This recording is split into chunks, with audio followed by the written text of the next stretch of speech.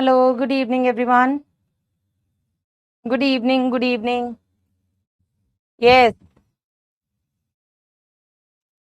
Labdabami. Yes. Good evening, beta. Good evening, good evening.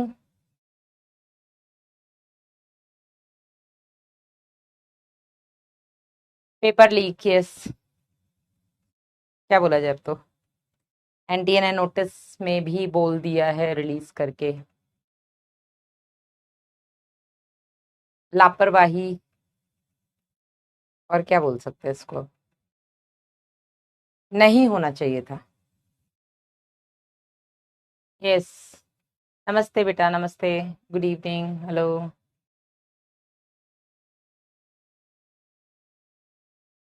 पर मुझे ये नहीं समझ में आता, जब पेपर इजी होता है तभी क्यों लीक होता है। लास्ट ईयर टफ था तब तो किसी के हाथ नहीं लग पाया। पता नहीं क्या चल रहा है, क्यों चल रहा है, ये भी समझ में नहीं आ रहा है। कैसे ठीक होगा पता नहीं।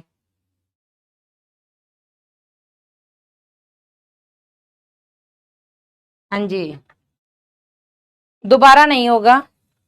रीनीट तब भी नहीं हुआ था बेटा, 2024 में। रीनीट अब भी नहीं होगा। 2026 नीट के क्या। हाँ, 2027 में टफ होगा, ये तो बेटा हम काफी दिन से बोल रहे हैं, जब से पेपर हमने 2026 का देखा है 3 मई से। तभी से हम बोल रहे हैं कि भैया इस हिसाब से जो ट्रेंड इन्होंने सेट कर दिया, इजी हार्ड, उस हिसाब से अगली साल हार्ड आएगा, ठीक है। दैट्स नॉट एन इशू, क्योंकि हार्ड आएगा तो सबके लिए हार्ड आएगा, और सबके लिए हार्ड आएगा तो कट ऑफ नीचे जाएगा ही जाएगा। That is not an issue. Issue is paper leak नहीं होना चाहिए था, ठीक है। पेपर लीक होना, आज लेक्चर नंबर 9 है, ओके वेट। इशू है पेपर लीक होना, पेपर लीक नहीं होना चाहिए था। पेपर लीक होना सबसे निगेटिव होता है बेटा यार। कैसे समझाऊं मैं आप लोगों को। आप लोग तो खैर समझदार हो, एनटीए नहीं समझ रहा है बस। चल, तो शुरू करते हैं बेटा, टॉपिक पे आ जाएं। पेपर इजी आए हार्ड आए आपको तो पढ़ना ही पड़ेगा, और उस लेवल का हम पढ़ा ही रहे हैं, है ना। तुम्हारी फील्डिंग सेट है बेटा। You guys be ready. So आज का हमारा टॉपिक युग्मक जनन अभी भी चल रहा है, और आज की क्लास में बेटा हम बात करेंगे आपके अंड जनन की, जिसे हम बोलेंगे oogenesis, ठीक है। लास्ट क्लास में हमने पढ़ा था हार्मोनल कंट्रोल ऑफ स्पर्मेटोजेनेसिस, कि शुक्र जनन की जो पूरी प्रक्रिया होती है उसमें किस तरीके से कौन कौन से हार्मोन्स जो हैं वो रोल प्ले करते हैं, कौन सा हार्मोन किस तरीके से शुक्र जनन के लिए रिस्पॉन्सिबल है। कल का क्लास का सबको क्लियर है? यस, खुश रहिए बेटा। कल की क्लास में जो हमने हार्मोनल कंट्रोल ऑफ स्पर्मेटोजेनेसिस पढ़ा था वो सबको क्लियर है बेटा। आज हम oogenesis स्टार्ट करेंगे। आज हम शुरू करेंगे अंडजनन। अच्छा, शुक्र जनन जो हमने कल पढ़ा था बेटा वो तो बहुत इजी है। अगर आपको वो समझ में नहीं आया तो मेरे लिए स्ट्रेस का विषय है, क्योंकि अगर वो समझ में नहीं आया तो अंड जनन कैसे समझ में आएगा। अंड जनन तो थोड़ा सा डिफिकल्ट भी है भाई साहब, थोड़ा सा कॉम्प्लिकेटेड है शुक्र जनन की तुलना में, ठीक है। रिकैप कर लें जल्दी से। तो हमने बेटा कल पढ़ा था कि आपके हाइपोथैलेमस से एक हार्मोन आता है जिसको हम बोलते हैं GnRH, that is gonadotropin releasing hormone. ये जो गोनाडोट्रोपिन रिलीजिंग हार्मोन है, नाम ही है रिलीजिंग हार्मोन, मोचक हार्मोन। ये आकर के अगर पीयूष ग्रंथि को बोलता है कि ऐसा है भैया गोनाडोट्रोपिन रिलीज करो, ठीक है। तो अग्र पीयूष ग्रंथि बेटा 2 गोनाडोट्रोपिन निकालता है, और उन गोनाडोट्रोपिन का नाम है आपका FSH और LH, ठीक है। FSH को हम बोलते हैं फॉलिकल स्टिमुलेटिंग हार्मोन या पुटिका प्रेरक हार्मोन, और LH को बेटा हम ICSH के नाम से भी जानते हैं, ल्यूटिनाइजिंग हार्मोन या interstitial cell stimulating hormone, luteinising hormone या अंतराली कोशिका प्रेरक हार्मोन, ठीक है। ये हार्मोन्स बेटा निकलते हैं आपकी अग्रपीयूष ग्रंथि से, जिसके चलते FSH आता है फॉलिकल स्टिमुलेटिंग हार्मोन। तो ये बेटा शुक्र जनन नलिकाओं के अंदर जो आपकी सर्टोली कोशिकाएं हैं, उन सर्टोली कोशिकाओं को स्टिमुलेट करता है कि भैया जल्दी से निकालिए हार्मोन। कौन से हार्मोन निकालिए? तो निकालिए जल्दी से आप अपना ABP मतलब एंड्रोजन बाइंडिंग प्रोटीन। ये कुछ ऐसे प्रोटीन्स होते हैं जो एंड्रोजन से बाइंड या जिनसे आकर के एंड्रोजन बाइंड करते हैं। वहीं जो आपका LH आता है, LH बेटा आपकी अंतराली कोशिकाओं को स्टिमुलेट करता है। अंतराली कोशिकाओं से बोलता है चलिए नरजनन हार्मोन निकालिए, और वो जो नरजनन हार्मोन है उनके समूह को मिलाकर के बेटा हम एंड्रोजेंस कह देते हैं। उन एंड्रोजेंस में जो मेन आपका एंड्रोजन होता है उसको हम टेस्टोस्टेरोन कहते हैं। ठीक है, अंतराली कोशिकाओं से निकलने वाले एंड्रोजेंस जाकर के सर्टोली कोशिकाओं से निकलने वाले एंड्रोजन बाइंडिंग प्रोटीन से जुड़ते हैं और फिर जाकर के बेटा ये शुक्र जनन करवाते हैं। ठीक है, यानी शुक्राणु का निर्माण करवाते हैं। जब ये शुक्राणु निर्माण हो रहा होता है इसी टाइम पर सर्टोली कोशिकाएं एक और हार्मोन निकालती हैं जिसे हम बोलते हैं इनहिबिन। इनहिबिन मतलब इनहिबिट करना, मतलब कि रोकना। इनहिबिन क्या करता है, आपकी हाइपोथैलेमस और अग्रपीयूष ग्रंथि को निगेटिव फीडबैक देता है। निगेटिव फीडबैक मतलब बोलता है कि बस अब नहीं चाहिए, रोक दो। जीएनआरएच के स्राव को रोक दीजिए, हाइपोथैलेमस को बोलता है, और अग्रपीयूष ग्रंथि से बोलता है कि एफएसएच के स्राव को रोक दीजिए। क्लियर है? नहीं समझ में आ रहा है बेटा तो ये आपकी गलती है मुझे लगता है। एक बार लेक्चर को दोबारा से देखिए, ठीक है ना। मैं 4 बार पढ़ाऊं उससे अच्छा है बेटा कि आप 2 बार सेल्फ रिवाइज कर ले, तो आपको ज्यादा अच्छे से समझ में आ जाएगा। हाँ या नहीं? यस, चलिए हाँ आगे बढ़े। क्लियर है? चलो, जिनको नहीं क्लियर है बेटा मैं हमेशा बोलती हूं जाकर के प्लीज लेक्चर को दोबारा देखिए। यहां पर रोने से बेटर है कि जाकर के लेक्चर को दोबारा देखिए। ठीक है, चलो यहाँ पे रोने चिल्लाने से कुछ नहीं होगा, नहीं आया नहीं आया नहीं आया नहीं आया, जाके पढ़ लो शायद आ जाए। ठीक है, चलो शुरू करते हैं बेटा अंडजनन। तो हमने देखा था कि जो शुक्राणु निर्माण होता है मेल्स के केस में वो किशोरावस्था से शुरू होता है। हाँ या नहीं? कब शुरू होता है? किशोरावस्था। किशोरावस्था मतलब जब लड़का 13-14 साल, जब उसमें दाढ़ी मूछे वगैरह आने लग जाते हैं तब शुरू होता है। सिमरन कुमारी बोल रही है मैडम आप हिंदी में पढ़ाइए। बेटा इससे ज्यादा हिंदी पढ़ाऊंगी ना तो नीट नहीं निकाल पाओगे। लिख के दे दूं? क्योंकि अगर आप इस साल का नीट का पेपर उठा के देखेंगे तो वहां पे भी बेटा आपको कुछ ऑप्शंस इंग्लिश में ही लिखे दिखाई देंगे। ठीक है ना, तो आप बोर्ड का एग्जाम नहीं दे रहे हैं जहां पर पूरा हिंदी हिंदी हिंदी हिंदी रहेगा। ठीक है, आप नीट का एग्जाम देंगे। ठीक है, तो नीट के एग्जाम के लिए आपको इंग्लिश भी आनी जरूरी है। ठीक है, और आगे अगर एमबीबीएस करनी है तो वहां पर भी कुछ शब्द आपको स्पेशली जूलॉजी के इंग्लिश में पता होने चाहिए। ठीक है, चलो अंडजनन जो होता है बेटा यह प्रक्रिया एक बच्ची के जन्म से पूर्व शुरू हो जाती है। यह प्रक्रिया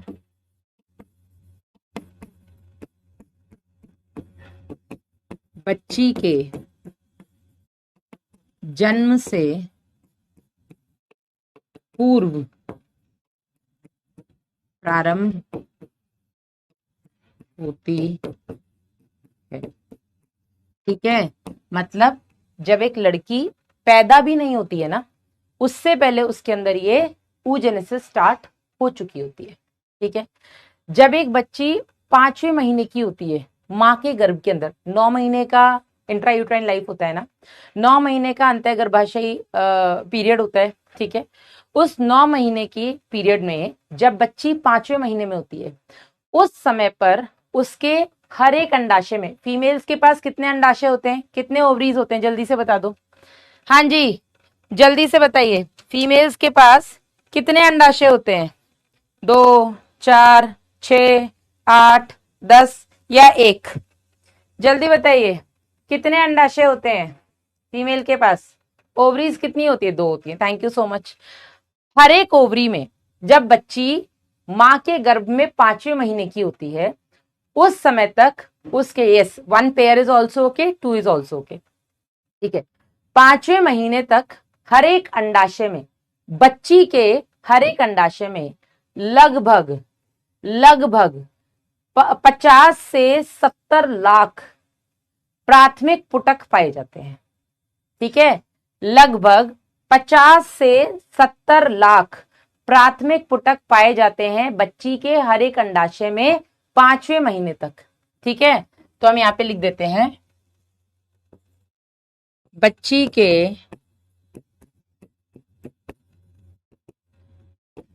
अंतः गर्भाशयी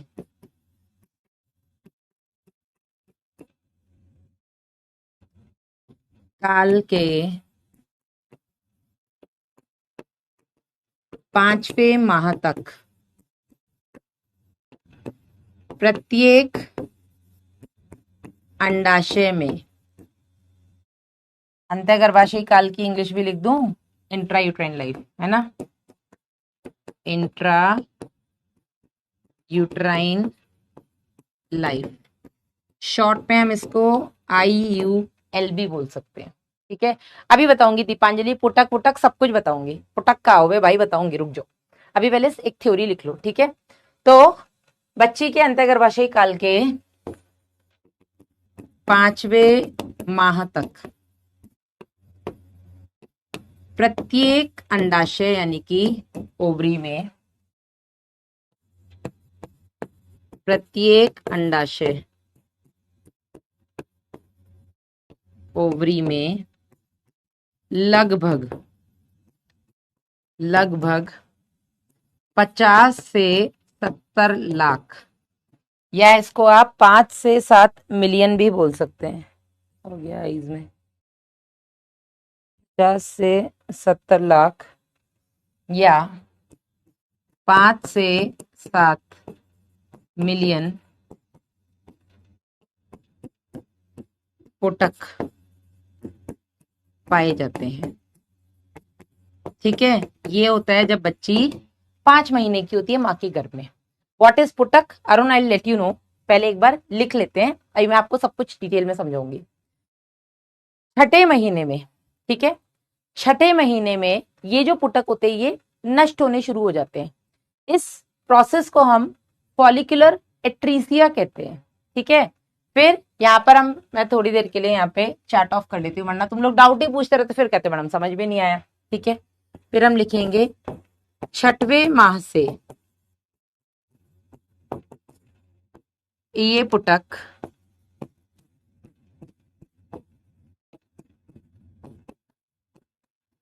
नष्ट होने प्रारंभ होते हैं। इस प्रक्रिया को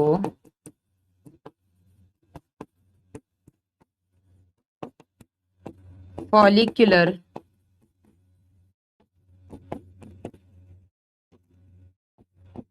एट्रीसिया कहते हैं। ठीक है, इस प्रोसेस को फॉलिकुलर एट्रीसिया कहते हैं। एनसीईआरटी लिखती है कि इनमें से कुछ पुटक एक प्रक्रिया द्वारा नष्ट होने लगते हैं। उस प्रक्रिया का नाम एनसीईआरटी ने नहीं बताया है, लेकिन मैं आपको बता रही हूं फॉलिकुलर एट्रीसिया। हिंदी मुझे नहीं पता। एट्रीसिया मतलब नष्ट होना, फॉलिकुलर मतलब फॉलिकल्स का यानी कि पुटक का। ठीक है ना, चलो आगे बेटा। जन्म तक, बच्ची के जन्म तक प्रत्येक अंडाशय में, प्रत्येक अंडाशय में लगभग 2 मिलियन या 20 लाख पुटक, पुटक को हम फॉलिकल्स कहते हैं। ठीक है, फॉलिकल्स पाए जाते हैं। ठीक है, जब तक बच्ची पैदा होती है उस टाइम तक हर एक ओवरी में लगभग 20 लाख राइट ओवरी में, 20 लाख लेफ्ट ओवरी में पुटक या फॉलिकल्स पाए जाते हैं। ये लिख लीजिए पहले, फिर मैं आपको और आगे बताऊंगी। जल्दी से लिख लीजिएगा बेटा। ये टॉपिक कितने दिन चलेगा गोविंद? आज खत्म हो जाएगा। हाँ जी,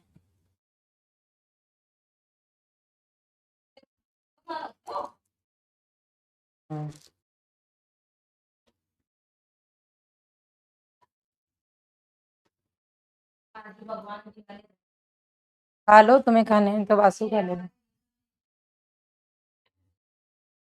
नहीं, मैं खा लेती हूँ, वासु भी खा लेता है। यस, चैप्टर का पूरा होगा बेटा, मैंने बोला था अभी 6 लेक्चर और लगेंगे। ठीक है, नोटेड। चल आगे बढ़ते हैं।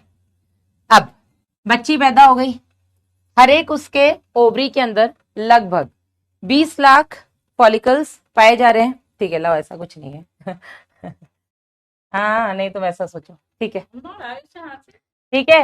हर एक ओवरी के अंदर लगभग 20 लाख पुटक पाए जा रहे हैं, ठीक है। लेकिन ये जो पुटक नष्ट हो रहे हैं, जिसको हम फॉलिकुलर एट्रीसिया कहते हैं, ये नष्ट होना अभी भी नहीं रुक रहे हैं, ठीक है।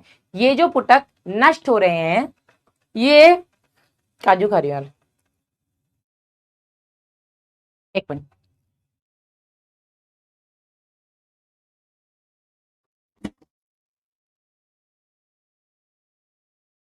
क्यों खा रही हूँ उसका रीजन बता दूं। तो भगवान जी के प्रसाद में रखा था, 2 दिन के लिए आगरा चली गई, तो उसमें चींटियां लग गई हैं। चींटियां लग गई तो वो अंदर से मैंने निकाल के वो भगवान जी के प्रसाद वाली बोल रख दी। तो वो हेल्प आई, वो बर्तन धुल रही थी, तो उसने बोला कि दीदी आपने ऐसे रख दिया है। फिर उसके बाद वो रखा रहा। अभी वो फिर आई, कहती दीदी अभी तक आपने ये खाया नहीं, आपने मेरे लिए रखे हुए हैं। तो मैंने कहा ऐसा नहीं है यार, मतलब खराब नहीं है वो, मैं भी खा लेती हूँ, वासु भी खा लेता है, लाओ मैं खा लेती हूँ। तो वो खाते खाते जा रहे थे, मैंने उसके हाथ से एक ले लिया। मैंने कहा मुझे उसको ये ना लगे कि खराब है तो इसलिए हमें दे दिया, नहीं खराब नहीं है पहली बात तो, लेकिन हाँ मैं भी खा सकती हूँ, क्यों नहीं खा सकती, प्रसाद है भाई। किसने नहीं लिखा है, वासु खेलने गए। चलो आगे बढ़ते हैं। तो मैंने क्या बोला, बच्ची पैदा हो गई, 6 महीने से जो पुटक थे, अभी बताऊंगी सत्यम, अमिता रुक जाओ, ठीक है, हमको भी चाहिए, काजल नहीं है काजू है। तो जो पुटक थे, जो 6 महीने से नष्ट होने शुरू हुए थे, ये अभी भी नष्ट ही होते रहते हैं, ठीक है। और यही रीजन है कि फीमेल्स के केस में जो जनन करने की क्षमता है वो 45-50 साल तक खत्म हो जाती है, क्योंकि जितने भी पुटक बने होते हैं बेटा, ये सब जन्म से पहले बने होते हैं, और जन्म से पहले ये नष्ट भी होने लग जाते हैं। और जब तक एक औरत 45-50 साल की होती है, तब तक उसके अंदर जितने भी पुटक बने होते हैं वो सारे नष्ट हो चुके होते हैं। और अगर पुटक ही नष्ट हो गए तो बेटा अंडाणु नहीं बनेगा, अंडाणु नहीं बनेगा तो बेटा वो जो औरत है वो बच्चे पैदा नहीं कर सकती, क्योंकि शुक्राणु किससे आकर के फर्टिलाइज करेगा, अंडाणु से ना, अंडाणु खत्म हो गए। समझे कि नहीं समझे। मेल्स के केस में क्या होता है, जो स्पर्मेटोजेनेसिस है वो 13-14 साल से शुरू होती है और 90 साल तक चलती है। इसीलिए आपने देखा होगा आदमी 80-90 साल पे भी अगर माने तो दूसरी शादी कर ले रहे हैं भाई, ब्याह रचा ले रहे हैं। और वो अगर उनके बच्चे बच्चे मर गए तो वो 80-90 साल पे भी एक ट्राई दे रहे हैं कि ठीक है एक और करके छोड़ देते हैं, भाई बहन संभाल लेंगे, हमारी लिगेसी चलती रहेगी। समझ रहे हो या नहीं। लेकिन औरतों के साथ ऐसा नहीं है। औरतें जो हैं वो 45-50, आइडियली मैं नेचुरल और नॉर्मल कंडीशन की बात कर रही हूँ, अपवाद हर जगह है, रेयर कंडीशन हर जगह है। तो नेचुरली बेटा औरत जो है वो 45 से 50 साल तक ही बच्चे पैदा कर सकती है।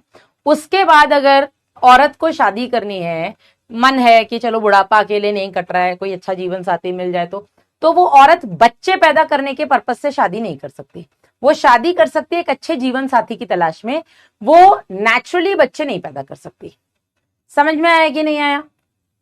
यस दिस इज सच्चाई यार, सच्चाई सुनो, तुम लोग बायो पढ़ रहे हो, सच्चाई सुनो, ठीक है। चलिए आगे लिखेंगे, पुटक जन्म के पश्चात भी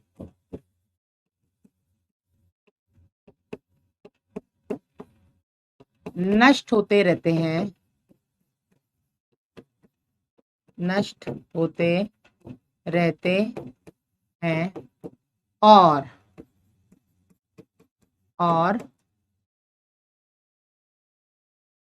यौवनारंभ तक,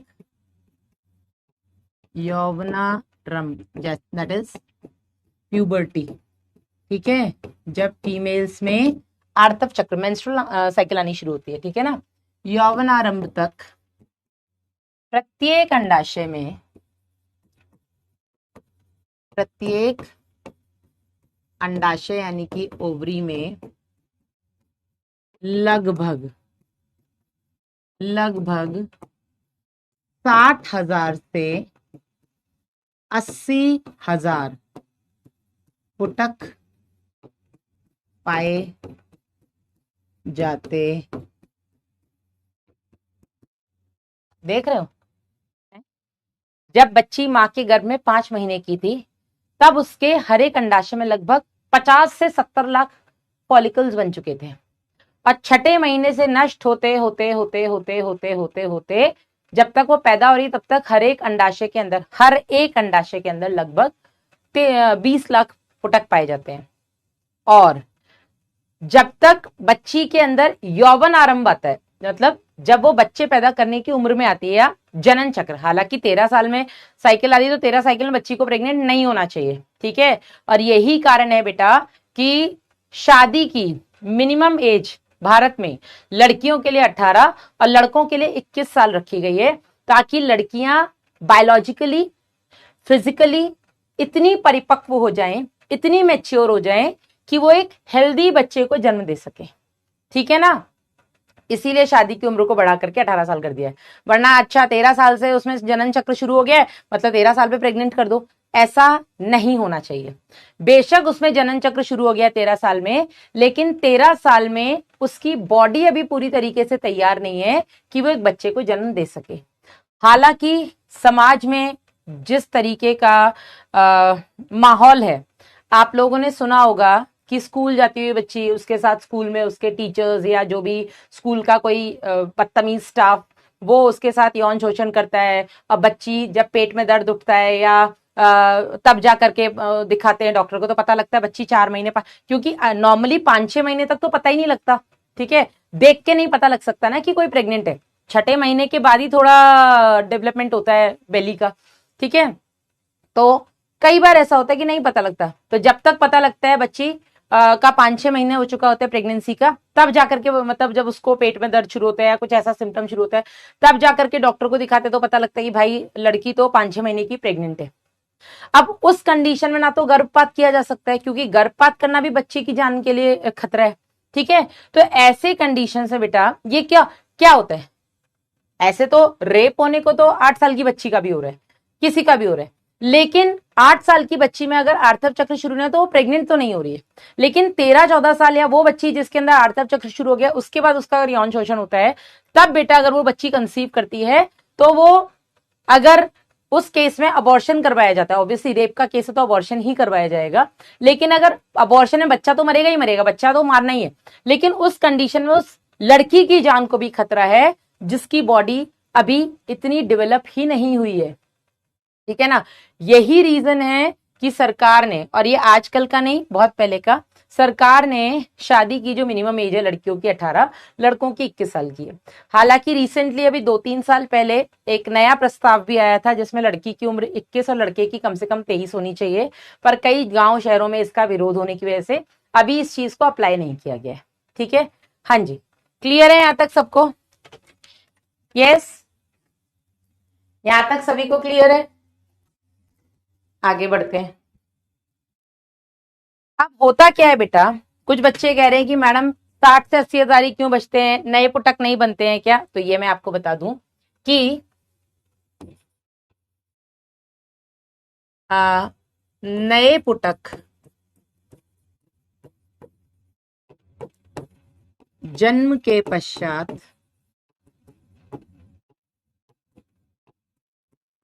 नहीं बनते, ठीक है। जन्म होने के बाद कोई भी नया फॉलिकल या नई कोशिका नहीं बनती। यहां तक सबको क्लियर हो गया? चलिए अब हम बेटा इस प्रक्रिया की तरफ बढ़ते हैं। पुटक क्या होता है, कोशिकाएं क्या होती हैं, इस पर बात करते हैं, ठीक है। चलिए तो शुरू करते हैं बेटा। जैसे हमने देखा था कि शुक्राणु निर्माण के लिए जो आपकी जर्मिनल एपिथीलियम होती है, ठीक है, जनन उपकला, इसी तरीके से अंडाणु निर्माण के लिए भी जनन उपकला पाई जाती है, और ये भी सरल घनाकार उपकला होती है, ठीक है। और इन कोशिकाओं को हम अंडजननी कोशिकाएं कह देते हैं, ऊगोनिया कह देते हैं।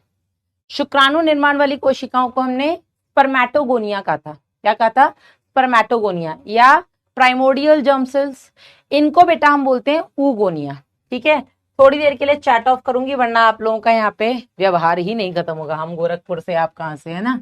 चलिए तो इनको बेटा हम क्या कहेंगे, इनको हम बोलते हैं पीजीसीज या जर्म कोशिकाएं, या बेटा हम इनको अंडजननी कोशिकाएं कह देते हैं, अंडजननी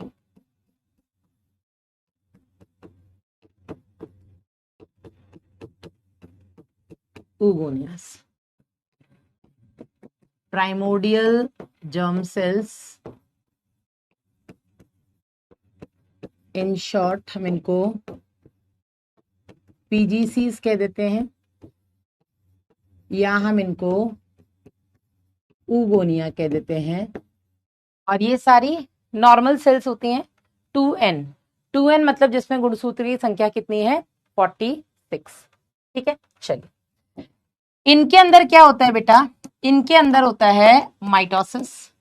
माइटोसिस से क्या करेंगी बेटा, ये गुणन करेंगी। ठीक है, इनके अंदर जब होगा समसूत्री विभाजन, ठीक है, इनके अंदर क्या होगा समसूत्री विभाजन। समसूत्री विभाजन के चलते ये क्या करेंगी बेटा, ये अपना गुणन करेंगी, गुणन करेंगी यानी अपनी संख्या बढ़ाएंगी। ठीक है, और जब इनकी संख्या बढ़ेगी बेटा तो जो कोशिकाएं बनेंगी, ठीक है, ये कोशिकाएं बेटा, इनको भी हम ऊगोनिया ही बोलते हैं, ये कोशिकाएं एंटर करती हैं वृद्धि अवस्था में। अच्छा, यहां पर टाइप ए टाइप बी वाला खेल नहीं होता है जो हमने स्पर्मेटोगोनियाज में देखा था। स्पर्मेटोगोनियाज में हमने क्या देखा था कि स्पर्मेटोगोनियाज माइटोसिस करते हैं, समसूत्री विभाजन, उसके चलते जो कोशिकाएं बनती है एक को हम टाइप ए बोल देते हैं, एक को हम टाइप बी बोल देते हैं।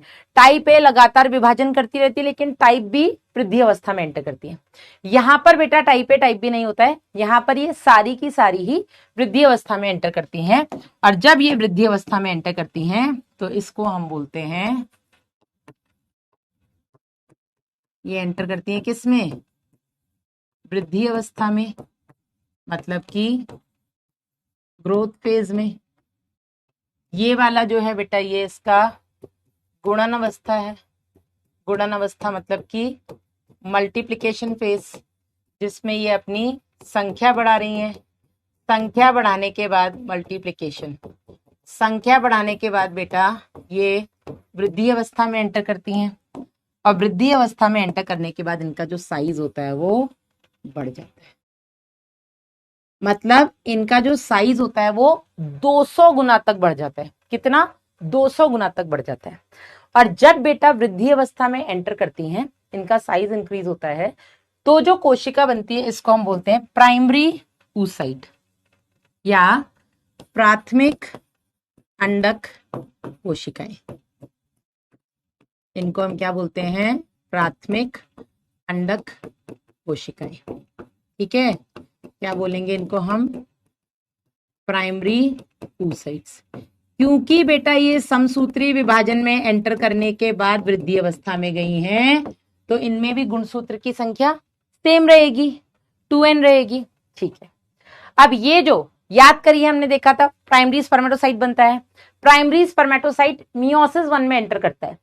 सेम यहां पर होगा, ये भी मियोसिस 1 में एंटर करेंगे, लेकिन मियोसिस 1 में एंटर करने के बाद, ये मियोसिस 1 में एंटर करने के बाद ये एंटर तो कर जाएंगे मियोसिस 1 में, किस में एंटर कर जाएंगे बेटा, ये एंटर कर जाएंगे अर्धसूत्री विभाजन 1 में, मियोसिस 1 में ये एंटर कर जाएंगे। लेकिन मियोसिस 1 में एंटर करने के बाद भी ये अपना मियोसिस 1 कंप्लीट नहीं करेंगे। ठीक है, मियोसिस 1 में एंटर करने के बाद ये प्रोफेज 1 के डिप्लोटीन अवस्था में अस्थायी रूप से रुक जाएंगे।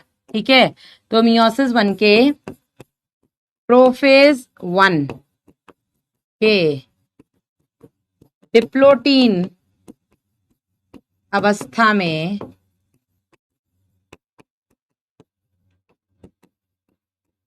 अस्थायी रूप से अवरुद्ध यानी कि रुक जाएंगे। समझ में आया? ये सब कुछ बेटा कब हुआ, जब बच्ची पैदा भी नहीं हुई थी। ठीक है ना, ये सब कुछ कब हो गया, जब बच्ची पैदा भी नहीं हुई है। समझे कुछ या नहीं? समझे कुछ या नहीं? ये सब कुछ कब हो रहा है? जन्म से पूर्व। ठीक है, ये सब कुछ कब हो रहा है? बच्ची के पैदा होने से पहले, यानी कि बिफोर बर्थ। अभी बच्ची पैदा नहीं हुई है, जब उसके, समझ में आया? एनसीईआरटी रीडिंग कराएंगे ना हीरो जी? इतने क्या हीरो बने घूम रहे हो यार?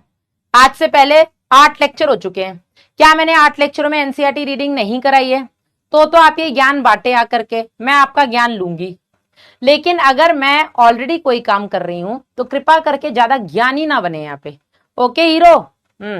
सारी हीरोगिरी निकाल देनी है मैंने।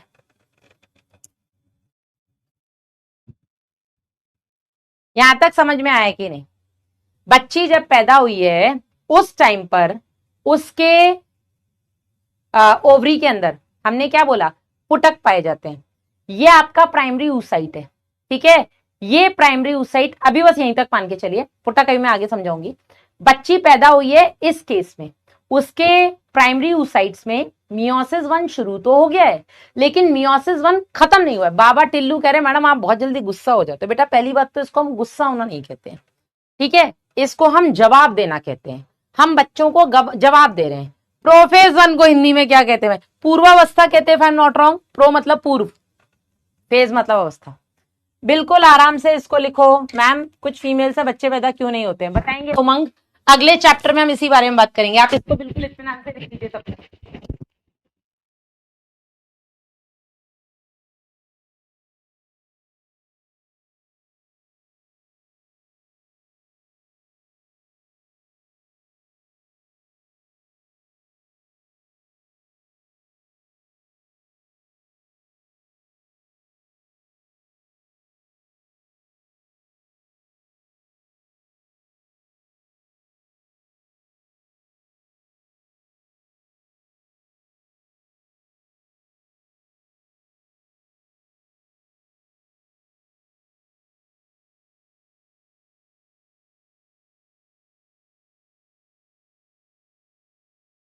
डन?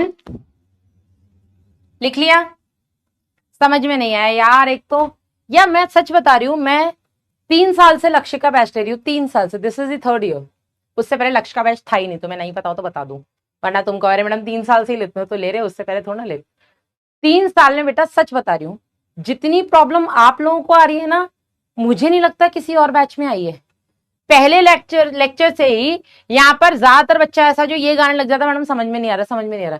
इसका एक रीजन क्या मैं ये मानूं कि आप लोग एक्सेप्ट नहीं करना चाह रहे हैं मुझे? क्या मैं ये मान के चलूं? मैम पुटक नष्ट कैसे होते हैं खान साहब, इस पर भी हम आपको बात करेंगे, बताएंगे। मैम डिप्लोटीन क्या होता है? अरे मेरा बच्चा, आप लोगों ने क्लास 11th में सेल डिवीजन नहीं पढ़ा है क्या? हाँ आई नो सनी, स्पैमिंग कर रहे हैं, पर ये स्पैमिंग के चक्कर में ना ब्लॉक हो जाएंगे। इनको ये नहीं समझ में आ रहा है। हाँ, नहीं पढ़ा है सेल डिवीजन, सेल साइकिल नहीं पढ़ा है? तो जाओ पढ़ के आओ। वो तो ना मैं पढ़ाऊंगी। अरे मुझे पता है मैं अच्छा पढ़ाती हूँ, तभी तो मुझे बुरा लग रहा है कि ऐसा कैसे हो सकता है कि इन बच्चों को समझ में नहीं आ रहा है। पढ़ा है परी, है ना? चलो परी थोड़ा और पर फैलाओ। यहां तक क्लियर हो गया? तो जब बच्ची पैदा हुई है उस टाइम पर उसकी ओवरीज के अंदर ये प्राइमरी oocytes हैं। वो प्राइमरी oocytes जो मियोसिस 1 में एंटर तो कर चुके हैं, लेकिन मियोसिस 1 में एंटर करने के बाद प्रोफेज 1 की डिप्लोप्टीन अवस्था में रुक गए हैं, फंस गए हैं। ठीक है, अस्थायी रूप से। अस्थायी मतलब कि टेम्पररीली, परमानेंट नहीं फंसे हैं। आगे जाकर के ये अपना मियोसिस 1 कंप्लीट करेंगे। ठीक है, चल ये सब हो गया जन्म से पूर्व, यानी कि बच्ची के पैदा होने से पहले। अब जन्म के पश्चात, और जन्म के पश्चात में भी हम लिखेंगे किशोरावस्था के बाद। ठीक है, क्योंकि किशोरावस्था तक सिर्फ ये नष्ट होते रहते हैं। तो किशोरावस्था के बाद क्या होगा? What happens after puberty? क्या होगा किशोरावस्था के बाद? किशोरावस्था के बाद बेटा ये जो आपके डिप्लोटीन अवस्था में फंसे हुए प्राइमरी oocytes थे, ये अपना मियोसिस 1 कंप्लीट करते हैं। ठीक है, ये अपना मियोसिस 1 कंप्लीट करते हैं, ठीक है। मियोसिस 1 जो है वो कंप्लीट होता है, और जब मियोसिस 1 कंप्लीट होता है यानी कि पूर्ण होता है, तो यहां पर बेटा एक तो बनता है सेकेंडरी oocyte। क्या बनता है? Secondary oocyte। इसे हम बोलते हैं द्वितीयक अंडक कोशिका, या केवल द्वितीयक अंडक भी आप बोल सकते हो। और ये जो सेकेंडरी oocyte है, क्योंकि बेटा ये मियोसिस 1 के पूरे होने के बाद बनी है, यानी कि अर्धसूत्री विभाजन हो चुका है, तो गुणसूत्र की संख्या अर्ध यानी कि आधी हो जाएगी। आधी हो जाएगी तो 2n से कितने रह जाएंगे? n।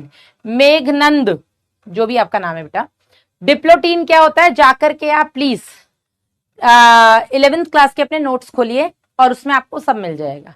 अब अगर आप ये बोलेंगे कि मैम हमने अर्जुना बैच नहीं ज्वाइन किया था, कोई बात नहीं, तो आपके पास अर्जुना बैच का एक्सेस आया हुआ है, आप अर्जुना बैच के एक्सेस से जो आपको मिला हुआ है उसमें जाकर के cell cycle and cell division chapter पढ़ के आइए, ठीक है ना? हाँ, एक बच्चा बोल रहा है इतना कॉन्फिडेंस है मैम आपको। क्यों ना हो बेटा, क्यों ना हो। अगर इतना मतलब नहीं आता होता मुझे पढ़ाना तो ऐसे ही हमने बच्चे सेलेक्ट करा के एम्स में भेज दिए। अभी मैंने मदर्स डे का वीडियो डाला है, मैं SNMC आगरा, कल तो आपको बताया था, हम SNMC आगरा गए थे ना, मतलब परसों गई थी, कल आई हूँ मैं लौट के, उसके बाद ही मैंने कल तुम्हारी क्लास ली थी थकी हालत में। तो ये मदर्स डे सेलिब्रेशन मेरा थोड़ा ज्यादा स्पेशल था। हर साल मैं सिर्फ वासु के साथ मनाती थी, इस साल मैंने अपने कुछ बच्चों के साथ मनाया, वो भी वो बच्चे जो सेलेक्ट होकर के एक मेडिकल कॉलेज में पहुंच चुके हैं, जो अपने डॉक्टर बनने की तरफ पहला कदम रख चुके हैं। मेडिकल कॉलेज में पहुंच ही गए तो आगे निकल ही जाएंगे, अब डॉक्टर बन के ही निकलेंगे। और मेडिकल कॉलेज भी कोई ऐसा वैसा नहीं भाई, यूपी का 2nd नंबर पे आने वाला SNMC आगरा है वो, है ना। तो मुझे बहुत अच्छा लगा, मैंने उसका एक वीडियो भी डाला है यूट्यूब पे, अभी देख सकते हैं आप लोग। तो यस, इसीलिए मुझे इतना कॉन्फिडेंस है। बहुत पढ़ाए तुम जैसे लाखों पढ़ा लिए अब तो। चलो दूसरा बेटा, यहां पर एक छोटी सी और कोशिका बनती है और इसको हम बोलते हैं प्रथम ध्रुवीय पिंड या फर्स्ट पोलर बॉडी। ये भी n होती है, ठीक है, लेकिन यहाँ पे असमान विभाजन होता है। असमान मतलब एक छोटा सा ध्रुवीय पिंड बन रहा है, एक बड़ा सेकेंडरी oocyte बन रहा है। अच्छा, स्पर्मेटोजेनेसिस में ऐसा कहीं नहीं था, वहां पे जितने भी डिवाइड हो रहे थे, प्राइमरी स्पर्मेटोसाइट जब डिवाइड हुआ तो 2 सेकेंडरी स्पर्मेटोसाइट बने, दोनों सेकेंडरी स्पर्मेटोसाइट जब मियोसिस 2 कंप्लीट करके डिवाइड हुए तो 4 शुक्राणु प्रसु बने, चारों एक जैसे। वो शुक्राणु प्रसु बेटा मैच्योर होकर के या डिफरेंशिएट होकर के शुक्राणु या स्पर्मेटोजोआ बनाते हैं, वो भी चारों एक जैसे। यहां पर ऐसा नहीं होता है, यहां पर जो मियोसिस 1 जब कंप्लीट होता है तो असमान विभाजन होता है, जिसके बारे में अभी हम आगे बात करेंगे, ठीक है। अब क्या होता है, ये जो द्वितीय कंडक है ये भी एंटर करता है आगे, ठीक है, द्वितीय कंडक भी आगे एंटर करता है और फंस जाता है। द्वितीय कंडक एंटर करता है आपके मियोसिस 2 में, ठीक है, एंटर करता है मियोसिस 2 में। मियोसिस 2 में एंटर तो करता है, लेकिन ये मियोसिस 2 में एंटर करने के बाद मेटाफेज 2 में फंस जाता है, ठीक है। ये मेटाफेज 2 अवस्था में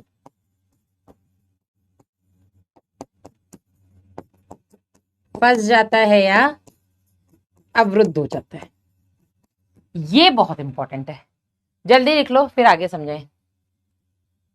एक बार पूरा लिख लो, फिर मैं आपको फिर से वापस से एक बार समझाऊंगी, फिर हम एनसीईआरटी भी पढ़ेंगे, ठीक है ना। होता क्या है बेटा, ये मेटाफेज 2 में क्या बोलते हैं इसको, अरेस्ट हो जाता है, फंस जाता है, मतलब कि अरेस्ट हो जाता है। अब क्या होता है बेटा, ये सेकेंडरी oocyte मेटाफेज 2 में ही फंसा रहेगा। ये क्या है आपका सेकेंडरी oocyte, या इसको हम द्वितीय कंडक कोशिका बोलेंगे, ठीक है, N, ठीक है, द्वितीयक अंडक या द्वितीयक अंडक कोशिका, जो आपको बोलना है आप बोल सकते हैं, ठीक है, और ये आपका मेटाफेज 2 में अरेस्टेड है। ठीक है, ये मेटाफेज 2 में, प्रोफेज 2, मेटाफेज 2, इसमें बेटा ये फंसा रहता है। ठीक है, और ये फंसा ही रहेगा जब तक कि शुक्राणु नहीं आता। ठीक है, अगर शुक्राणु आ गया, अगर शुक्राणु इसके अंदर प्रवेश करता है, अभी बता रही हूं बेटा निखिल, अभी रुको, मैं पे स्लाइड बदल दूंगी।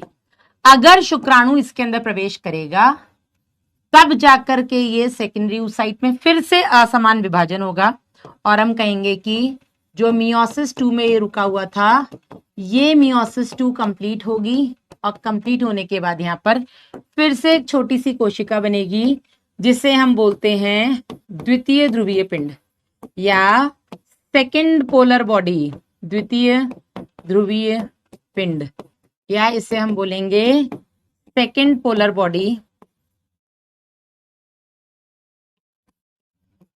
और दूसरा बेटा यहां पर बनेगा आपका अंडाणु।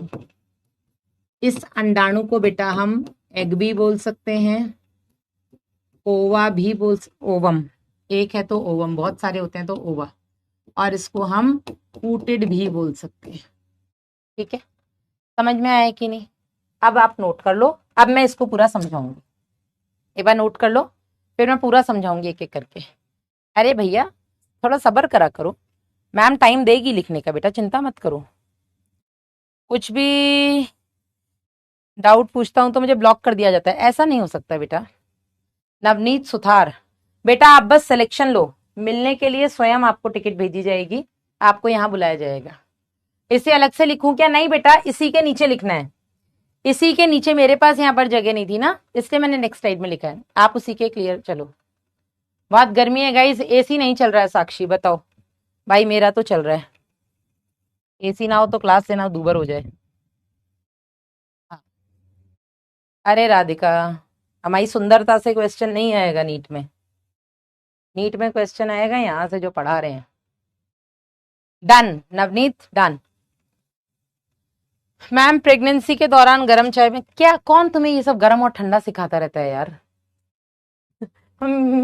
मेरा बेटा भी है, उस दिन हम लोग आगरा के पेठे ले रहे थे, यहाँ सबके लिए सोसाइटी में मेरे 2-4 फ्रेंड्स हैं, तो मैंने सबके लिए हाफ के जी, वहाँ कोई गोपाल दास का एक बहुत ही फेमस शॉप है, मुझे कैब वाले ने बताया था, तो मैंने गोपाल दास से आगरे के पेठे लिए, वो अंगूरी पेठा।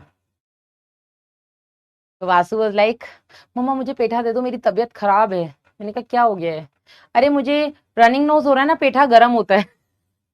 आई एम लाइक वासु, कौन सिखा रहा है तुम्हें ये गर्म और ठंडा? कर लिया, चलो आगे लिखो। ये द्वितीय कंडक जो मैंने यहाँ लिखा है, यहीं पर शुक्राणु का प्रवेश करा देना। ठीक है, शुक्राणु का प्रवेश यहीं पर करा देना ये। ठीक है, उसके बाद ये वाला स्टेप लिखना है आपको। हाँ जी, हिपोथैलेमिक क्या होता है? हिपोथैलेमिक क्या होता है बेटे? तो वर्ड में पहली बार सुन रही हूँ। हिपोथैलेमिक वर्ड क्या है? एक बार लिख लो फिर उसको समझाती हूँ। मैम बट अंडाणु का निषेचन होता है। अरे प्रभु, यही तो ट्विस्ट है। कैमरे में आई कांटेक्ट बनाइए, ये लीजिए। एक्चुअली कैमरा ये सामने वो स्क्रीन लगी जिसपे मैं आपके कमेंट्स पढ़ती हूँ, इसलिए मेरी नजर ज्यादातर यहाँ पर रहती है। मैम बोर्ड में इंग्लिश काम आती है क्या? अरे भाई इंग्लिश में लिख दोगे तो कोई मार थोड़ा। ल्यूकोरिया कैसी बीमारी है? अब बीमारी अच्छी और बुरी थोड़ा ना होती, बीमारी तो बीमारी होती है। Leucorrhoea is excessive white discharge होना। ठीक है, अब मैं इसको रिपीट करूं, हाइपोथैलेमस बोल रहा होगा। चलिए डन। हाइपोथैलेमिक होता है, वापस से एक बार मैं रिपीट करूं, मैंने अब तक जो भी पढ़ा है। सबसे पहले बेटा अंड जनन की जो प्रक्रिया होती है वो जन्म से पहले शुरू हो जाती है, बच्ची पैदा नहीं होती है उससे पहले उसकी ओवरी के अंदर ये शुरू हो जाता है oogenesis। स्पर्मेटोजेनेसिस बच्चे के जन्म के बाद जब किशोरावस्था आती है 13-14 साल तब शुरू होता है। ठीक है, एक बच्ची जब पैदा नहीं होती है 5वें महीने की लगभग जब वो होती है, तब तक लगभग उसके हर एक अंडाशय में 50 से 70 लाख पुटक बन जाते हैं। पुटक क्या होता है मैं आपको बताऊंगी। ठीक है, बन भी जाते हैं, 6ठे महीने से ही नष्ट भी होने लग जाते हैं, क्योंकि कुछ ऐसे फैक्टर्स आ जाते हैं जो इनका फर्दर डेवलपमेंट नहीं होने देते हैं, ठीक है, ये नष्ट होने लग जाते हैं। और इस प्रक्रिया को बेटा हम फॉलिकुलर एट्रीसिया कहते हैं, ठीक है, जिसमें पुटक नष्ट होते हैं, इस प्रक्रिया को हम फॉलिकुलर एट्रीसिया कहते हैं, ठीक है। जब तक बच्ची जन्म लेती है तब तक नष्ट होने के कारण लगभग हर एक अंडाशय में 20 लाख प्राइमरी फॉलिकल्स बचते हैं, ठीक है, और ये अभी भी नष्ट होते ही रहते हैं, ठीक है। नष्ट होते होते जब तक बच्ची किशोरावस्था तक आती है, प्यूबर्टी वाली एज तक आती है, मतलब लगभग 11-12 साल तक, तब तक उसके प्रत्येक अंडाशय में लगभग 60,000 से 80,000 पुटक बचते हैं, ठीक है।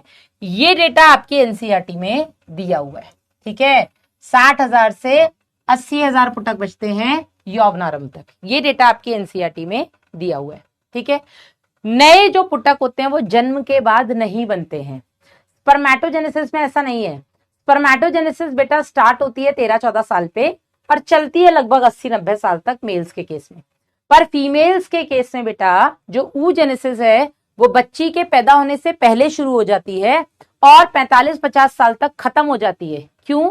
क्योंकि जितने भी बेटा फॉलिकल्स बने होते हैं वो 45-50 साल तक सारे नष्ट हो चुके हैं। आप देख रहे हो किस स्पीड से नष्ट हो रहे हैं। जो 50 से 70 लाख बने थे 5वें महीने में, 3 महीने के अंदर नष्ट हो गए, वो केवल 20 लाख बचे हैं। 20 लाख बेटा जो बचे थे बच्ची जब पैदा हुई थी उस टाइम पर, वो भी लगभग खत्म होते होते 11-12 साल में वो 20 लाख से भी खत्म होते होते मात्र 60,000 से 80,000 बचते हैं। लेकिन उस 11-12 साल से लेकर के 45-50 साल तक ये जो बच्चे कुछ होते हैं ये भी नष्ट हो जाते हैं। समझ में आया कि नहीं? ठीक है, यस। आगे बेटा बढ़ते हैं। अब होता क्या है बेटा कि ओवरी में जो जर्मिनल एपिथेलियम है, जर्मिनल एपिथेलियम मतलब जो जनन उपकला है, वो जनन उपकला आपकी सरल घनाकार कोशिका, इसी को हम ऊगोनिया बोलते हैं या इसको हम प्राइमोडियल जर्म सेल या जर्म कोशिकाएं बोलते हैं, ठीक है। इन ऊगोनियाज में लगातार गुणन होता है। गुणन मतलब माइटोसिस होता है। माइटोसिस समसूत्री विभाजन के चलते अपनी संख्या बढ़ाते हैं और संख्या बढ़ा करके बेटा ये सारे के सारे एंटर कर जाते हैं वृद्धि अवस्था में। ये अपना साइज इंक्रीज करते हैं, ठीक है। 200 गुना तक इनका साइज इंक्रीज हो जाता है। जब इनका साइज इंक्रीज हो जाता है इनको हम प्राइमरी oocyte के नाम से जानते हैं। अब प्राइमरी oocyte में बेटा होता है मियोसिस 1 यानी कि अर्धसूत्री विभाजन पहला। जब पहला अर्धसूत्री विभाजन बेटा इस प्राइमरी oocyte में शुरू होता है, ये खत्म नहीं होता। ये प्राइमरी oocyte के अंदर शुरू हुआ मियोसिस 1 के प्रोफेज 1 के डिप्लोटीन अवस्था में रुक जाता है या फंस जाता है, ठीक है। आप लोगों ने पढ़ा होगा प्रोफेज 1, मेटाफेज, एनाफेज, टीलोफेज, ठीक है, पढ़ा होगा। फिर प्रोफेज 1 में भी आपके वो होते हैं ना, क्या होता है, डिप्लोटीन, पेकाइटीन, डिप्लोटीन, ऐसे करके 5 फेजेस होते हैं ना, ठीक है। तो ये बेटा प्रोफेज 1 के डिप्लोटीन अवस्था में रुक जाता है और ऐसा ही बेटा ये जन्म से पहले रुका ऐसा ही रुका हुआ बेटा रहता है ये कब तक? किशोरावस्था तक। तो जब बच्ची पैदा हो रही है उस समय पर उसके अंडाशय में जो पुटक हैं उन पुटक के अंदर प्राइमरी oocyte प्रेजेंट होता है। प्राइमरी oocyte जो कि प्रोफेज 1 के डिप्लोटीन अवस्था में फंसा हुआ है, ठीक है। जब बेटा जन्म के बाद किशोरावस्था शुरू होने के बाद ये जो आपका प्रोफेज 1 में फंसा हुआ प्राइमरी oocyte है ये अपने मियोसिस 1 को कंप्लीट करता है, ठीक है। मियोसिस 1 कंप्लीट होता है तो 2 कोशिकाएं बनेंगी। पर यहां पर बेटा जो मियोसिस 1 कंप्लीट होता है 2 कोशिकाएं बनती हैं। इन कोशिकाओं में असमान विभाजन होता है। असमान मतलब कि एक छोटी कोशिका एक बड़ी कोशिका, ठीक है। असमान विभाजन क्यों होता है अब जरा उस पर हम चर्चा करते हैं, ठीक है। असमान विभाजन के चलते जो दूसरी कोशिका, जो बड़ी कोशिका बनती है उसको हम सेकेंडरी oocyte या द्वितीयक अंडक बोलते हैं। और क्योंकि अर्धसूत्री विभाजन से बनी तो इसमें गुणसूत्र की संख्या आधी रह जाएगी। वहीं बेटा जो पहली सी छोटी सी कोशिका बनती है इसको हम बोलते हैं ध्रुवीय पिंड। अब इस ध्रुवीय पिंड का क्या होता है हमें नहीं पता, ठीक है। ध्रुवीय पिंड का अंजाम क्या है ये हमें नहीं पता, ठीक है। कुछ लोग मानते हैं कि ये भी अर्धसूत्री विभाजन 2 में एंटर होती है, ठीक है। इसमें भी अर्धसूत्री विभाजन यानी कि मियोसिस 2 होता है, कुछ ऐसा मानते हैं। तो कुछ मानते हैं कि बेटा ये नष्ट हो जाती है। एग्जैक्टली इनके साथ क्या होता है किसी को नहीं पता, लेकिन हम ये मान के चलते हैं कि नष्ट ही हो जाती हैं। क्योंकि अगर ये मियोसिस 2 कंप्लीट करती तो एक और अंडाणु बनना था ना, एक और अंडाणु तो नहीं बनता, अंडाणु तो एक ही बनता है। तो हम ये मान के चलते हैं कि ये नष्ट हो जाती है, ठीक है ना। तो ये हो गया बेटा आपका, अरे यार, ये हो गया आपका मियोसिस 1 कंप्लीट होने के बाद बना आपका प्राइमरी या first polar body. First polar body का क्या होता है हमें नहीं पता, कोई कहता है मियोसिस 2 में एंटर होती है, तो कोई कहता है ये नष्ट हो जाती है। फिर बेटा आपका जो सेकेंडरी oocyte बना, जिसका साइज बड़ा है, ये सेकेंडरी oocyte अवस्था में ही फंसा रहेगा जब तक कि शुक्राणु आकर के इसको भेद ना दे। अगर शुक्राणु इसके अंदर आया तो बेटा ये मियोसिस 2 कंप्लीट करेगा, सेकेंडरी oocyte बना, सॉरी आपका जो सेकेंड पोलर बॉडी है वो बनाएगा और अंडाणु बनाएगा। अदरवाइज बेटा ये मियोसिस 2 में एंटर करके मेटाफेज 2 में अवस्था में ही फंसा फंसा नष्ट हो जाएगा। अब यहां से बेटा मैं आपको थोड़ा सा ज्ञान के बदल लाती हूं। आप मुझे ये बताइए, ठीक है, यदि किसी महिला के 4 बच्चे हैं, ठीक है, और उसके 2 गर्भपात हो चुके हैं। गर्भपात मतलब कि अबॉर्शंस, गर्भपात यानी कि अबॉर्शंस हो चुके हैं।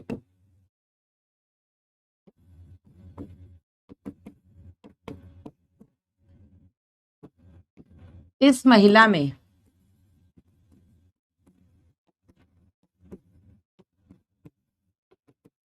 कितने अंडाणु बने होंगे? कितने अंडाणु बने? जल्दी बताइए। हाँ जी, एक फीमेल है जिसके 4 बच्चे हैं और उसके 2 अबॉर्शंस हो चुके हैं। अबॉर्शंस मतलब कि उसने गर्भधारण तो किया था लेकिन वो बच्चा 9 महीने से पहले ही खत्म हो गया। 6, यस दीपिका, यस उमा, दिलकुश, योगश्री, खुशबू, 6 बिल्कुल सही है, ठीक है। 4 नहीं होंगे बेटा, 6। गर्भपात भी किसका हुआ है? भ्रूण का गर्भपात हुआ है ना। भ्रूण का गर्भपात मतलब भ्रूण बना होगा ना। अब भ्रूण कब बना होगा? जब शुक्राणु अंडाणु से निषेचित हुआ होगा, ठीक है। तो इसके कितने बेटा बने होंगे? कुल अंडाणु 6। समझे कि नहीं? अगर एक महिला जिसने आज तक ना तो, अब जैसे तुम्हारी उम्र में हम बात करें, ठीक है, ना किसी तरीके का कोई गर्भधारण, ना किसी तरीके का कोई गर्भपात, लेकिन आर्तव चक्र हर महीने आ रहा है। हर महीने आर्तव चक्र आ रहा है मतलब हर महीने द्वितीय कंडक निकल रहा है और द्वितीय कंडक नष्ट हो जा रहा है। अनटिल अनलेस शुक्राणु नहीं आएगा, शुक्राणु अंडाणु को निषेचित नहीं करेगा, तब तक बेटा अंडाणु, मतलब जब तक शुक्राणु द्वितीय कंडक को निषेचित नहीं करेगा तब तक अंडाणु नहीं बनेगा। अंडाणु केवल तभी बनेगा जब शुक्राणु द्वितीय कंडक को भेद देगा, उसके अंदर प्रवेश कर जाएगा। समझ में आया कि नहीं? तो oogenesis बेटा जो होती है वो इर्रेगुलर होती है, स्पर्मेटोजेनेसिस लगातार हो रही है, oogenesis लगातार। अब हम एक काम करते हैं, अंतर लिखते हैं शुक्राणु जनन या शुक्र जनन और अंड जनन के बीच में। अब हम अंतर लिखेंगे। चलो आइए, समझ में आया कि नहीं आया? कुछ जिनको नहीं समझ में आया बेटा, बस मैं उनसे रिक्वेस्ट ही कर सकती हूँ कि आप लेक्चर को दोबारा से देखो। कोई बात नहीं, जरूरी नहीं है एक बार में समझ में आ जाए, लेकिन जितनी बार में समझ में आए उतनी बार में समझना जरूरी है, ठीक है। जरूरी नहीं है एक बार में समझ में आ जाए। 4 बार में समझ में आता तो 4 बार देखो लेक्चर को, तब समझो, ठीक है। हेडिंग डालिएगा एक तरफ, शुक्र जनन जिसे हम बोलते हैं स्पर्मेटोजेनेसिस, शुक्र जनन। यहां से आपके नीट में क्वेश्चन आ चुका है, पिछले साल भी आया था 25 में, 21 या 22 में भी आया था स्पर्मेटोजेनेसिस। और दूसरी तरफ हो गया आपका अंड जनन जिसे हम बोलेंगे oogenesis, ठीक है। यहां से आपके नीट में क्वेश्चन आ चुका है, 3 बार आ चुका है, ठीक है। चलो, शुक्राणु जनन बेटा सबसे पहले तो हम ये लिखेंगे कि जो शुक्र जनन होता है स्पर्मेटोजेनेसिस, ये किशोरावस्था से प्रारंभ होता है, प्यूबर्टी, एडोलेसेंस से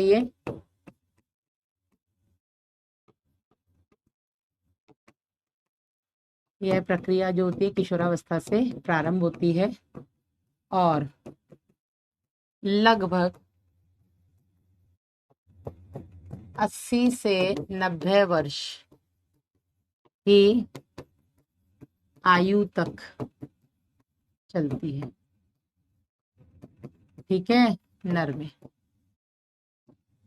लेकिन अगर हम oogenesis की बात करें तो oogenesis जो है बेटा, ये जन्म से पूर्व प्रारंभ होती है प्रक्रिया और लगभग 45 से 50 वर्ष की आयु तक चलती है। पहला पॉइंट क्लियर है, ठीक है। दूसरा पॉइंट अगर हम देखें यहां पर, तो जो स्पर्मेटोजेनेसिस है, मैंने क्या बोला, यह लगातार होने वाली प्रक्रिया है, ठीक है, यह लगातार होती है, लगभग 65 से 75 दिन में एक कंप्लीट साइकिल हो जाती है। oogenesis की अगर हम बात करें तो यह प्रक्रिया रुक रुक कर होती है, ठीक है। जन्म से पहले शुरू हुई थी, फिर मियोसिस 1 के प्रोफेज 1 के डिप्लोटीन में रुक गई, फिर किशोरावस्था के बाद शुरू हुई, फिर आपके मियोसिस 2 के मेटाफेज 2 में फिर रुक गई। अगर शुक्राणु आया तो मियोसिस 2 कंप्लीट होगा, अदरवाइज होगा ही नहीं, कभी नहीं होगा, ठीक है। इसमें ऐसा नहीं होता, शुरू हुई है तो खत्म होके ही दम लेगी। फिर बेटा नेक्स्ट पॉइंट यह है, या इस प्रक्रिया के दौरान या इस दौरान सभी समान कोशिकाएं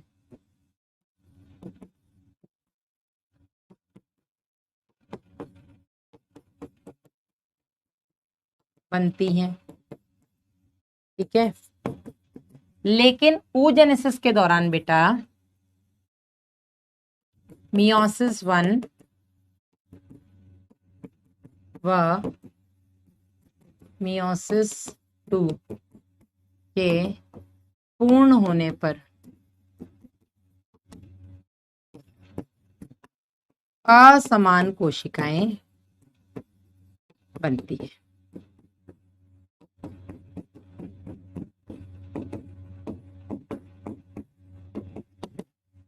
ठीक है। अब असमान क्यों बनती है जरा हम उस पर बात करते हैं, ठीक है। हमने देखा यहाँ पे असमान बना, तो जो छोटी बनी उसको हमने प्रथम ध्रुवीय पिंड बोल दिया। शुक्राणु आने के बाद जब मियोसिस 2 कंप्लीट हुआ तो भी असमान विभाजन हुआ, तो जो दूसरा ध्रुवीय पिंड बना वो भी छोटा बना। क्यों बना मैडम ऐसा इसलिए बना क्योंकि देखो, अंडाणु तो फीमेल की बॉडी के अंदर रहते हैं, शुक्राणु इतनी दूर से चल करके उस अंडाणु तक पहुंच रहे हैं, तो मेहनत किसने की, शुक्राणु ने। हालांकि आगे हम पढ़ेंगे कि उनको हेल्प हम ही करते हैं, लेकिन फिर भी मेहनत किसने की, इतनी दूर से चल के कौन आ रहा है, शुक्राणु। अब ये सोचो कि आज सपोज आपने अपने घर में हाउस पार्टी रखी, ठीक है, आपने बोला आज मेरे घर सब आना, आज हम 2-4 घंटे अपन मतलब चिल करेंगे, एंजॉय करेंगे, ठीक है, साथ में टाइम स्पेंड करेंगे, आज थोड़ा सा नीट का गम भुला करके, दर्द भुला करके अपन फोकस करेंगे अपने थोड़ा सा माइंड को रिलैक्स करने का, ठीक है। आप में से किसी एक ने अपने घर में हाउस पार्टी रखी।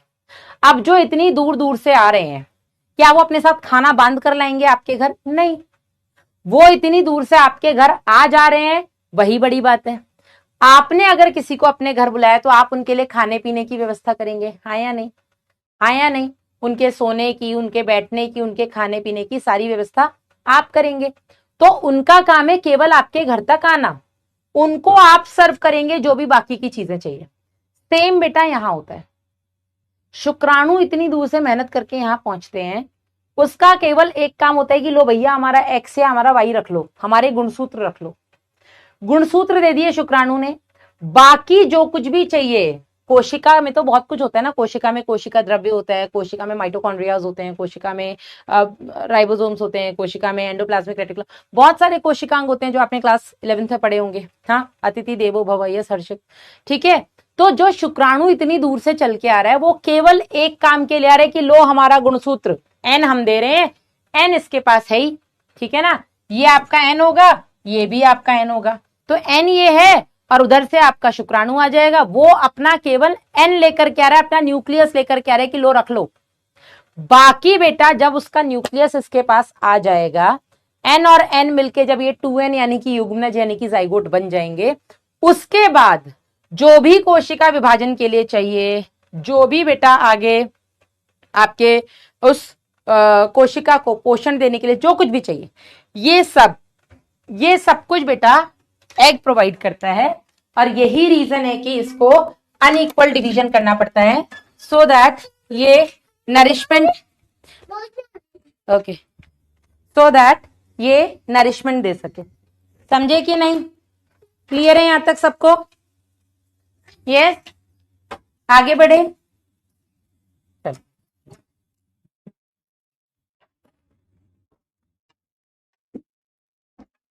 आगे बढ़े।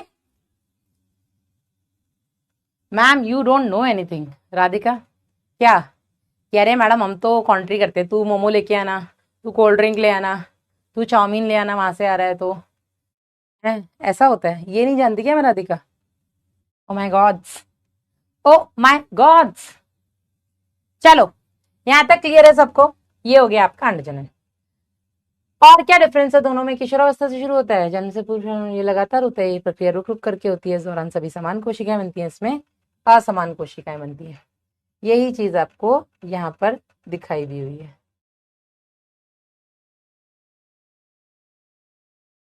ये आप देख सकते हैं, ठीक है। अब चलो और आगे बढ़ते हैं। अब हम बात करेंगे पुटक की। अब तक हमने अंडाणु देखा, अब हम बात करेंगे पुटक की। तो ये चित्र वैसे तो मैंने आपको पहले भी बनवाया था, लेकिन मैंने तब भी आपसे कहा था कि हम इसको दोबारा बनाएंगे, और आज वही दिन है जब हम इस चित्र को दोबारा बनाए। मैम नरिशमेंट क्या होता है? खुशी, नरिशमेंट मतलब नरिश करना, पोषण देना। नरिशमेंट मतलब पोषण देना, ठीक है। ये बेटा मैंने बना दी ओवरी, ठीक है। इस ओवरी में दो भाग होते हैं, याद करिए मैंने आपको बताया था। एक बाहरी भाग होता है जिसको हम वल्कुट या कॉर्टेक्स कहते हैं, दूसरा आंतरिक भाग होता है जिसको हम मेड्यूला या मध्यांश कहते हैं, ठीक है। ये बेटा हाइलम होता है। ये क्या होता है? ये हो गया आपका हाइलम। ये क्या हो गया? This is hilum. इस हाइलम से आर्टरीज और वेन्स, धमनी और शिराएं अंदर आती हैं, ठीक है। इस हाइलम से, क्लियर है? नोट करने का टाइम दो। लो भैया नोट कर लो, कहाँ गए तुम लोग? लो नोट कर लो।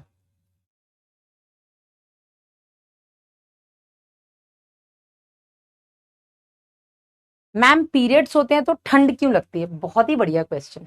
ऑल्दो मैं इसके बारे में आपको पढ़ाती आगे, मेंस्ट्रुअल साइकिल हम कल पढ़ेंगे। क्या होता है बेटा? एक हार्मोन होता है हमारे अंदर जिसको हम प्रोजेस्टेरॉन बोलते हैं, ठीक है। प्रोजेस्टेरॉन एक ऐसा हार्मोन है जो बॉडी के अंदर हीट भी बढ़ाता है, ठीक है। बॉडी के अंदर थोड़ा सा हीट का उत्पादन बढ़ा देता है, कैलोरीजेनिक इसका इफेक्ट होता है। जब मेंस्ट्रुअल ब्लीडिंग स्टार्ट होती है, मतलब जब नया मेंस्ट्रुअल साइकिल स्टार्ट होता है, तो ईस्ट्रोजन और प्रोजेस्टेरॉन का लेवल बिल्कुल कम हो जाता है, तब जाकर के एंडोमेट्रियम टूटती है गर्भाशय की और मेंस्ट्रुअल ब्लीडिंग स्टार्ट होती है। क्योंकि प्रोजेस्टेरॉन का लेवल बिल्कुल कम होता है, तो बॉडी के अंदर जो हीट फॉर्मेशन होता है वो भी काफी कम हो जाता है, जिसकी वजह से बेटा ठंड लगती है, ठीक है। अब वही है, किसी को कम किसी को ज्यादा, वो तो सबका अपना अपना थ्रेशोल्ड होता है। ये सबने लिख लिया?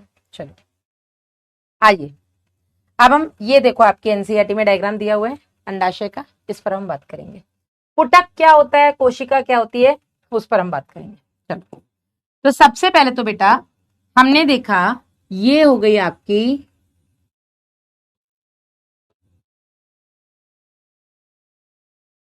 जब बच्ची पैदा हो रही है तो उसकी ओवरी में क्या है? 20 लाख क्या है? प्राइमरी ऊसाइट, प्राथमिक अंडक कोशिकाएं, ठीक है। ये क्या है बेटा, प्राथमिक अंडक कोशिका। इस प्राथमिक अंडक कोशिका के चारों तरफ कुछ कोशिकाओं की एक परत रहती है। इन कोशिकाओं को हम कणिकामय कोशिकाएं कहते हैं। क्या कहते हैं, कणिकामय कोशिकाएं, ठीक है। तो मैं ऐसे आपको यहां अलग से बना के बता देती हूं। ये हो गया आपका प्राइमरी oocyte, इंग्लिश में लिख दूं, अब पीछे हिंदी में लिख चुकी हूं तो कोई दिक्कत तो नहीं। ये क्या हो गया, प्राइमरी oocyte, और इस प्राइमरी oocyte के चारों तरफ ये कोशिकाएं हैं जिनको हम बोलते हैं कणिकामय कोशिकाएं या ग्रैन्युलोसा सेल। इनको हम बोलते हैं कणिकामय कोशिकाएं या ग्रैन्युलोसा सेल।